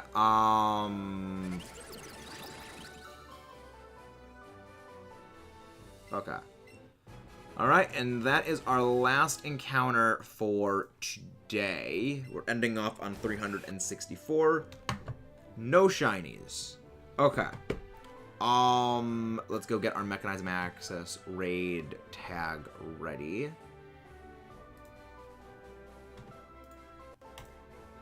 Oh yeah, Future Warfare. Oh, that song. I do love me, my Sabaton. Mechanized Access raid. Here we go. Alright, so now we're gonna go on a raid. I know exactly who we are gonna go raid. We're gonna go raid Seth, who is presently hunting for shiny Galarian Zigzagoon, or I like to call it Glenoon. No, I capitalize the R. Right? See, Crimson, that's why I type in the thing. Is so that way I type the thing in right. Like, Crimson. That's why I... Crimson. Alright, let's see you guys next time. Let's rock and roll. Don't forget to check out the Splatoon 3 episode that went up today. And, see you guys next time. Let's go.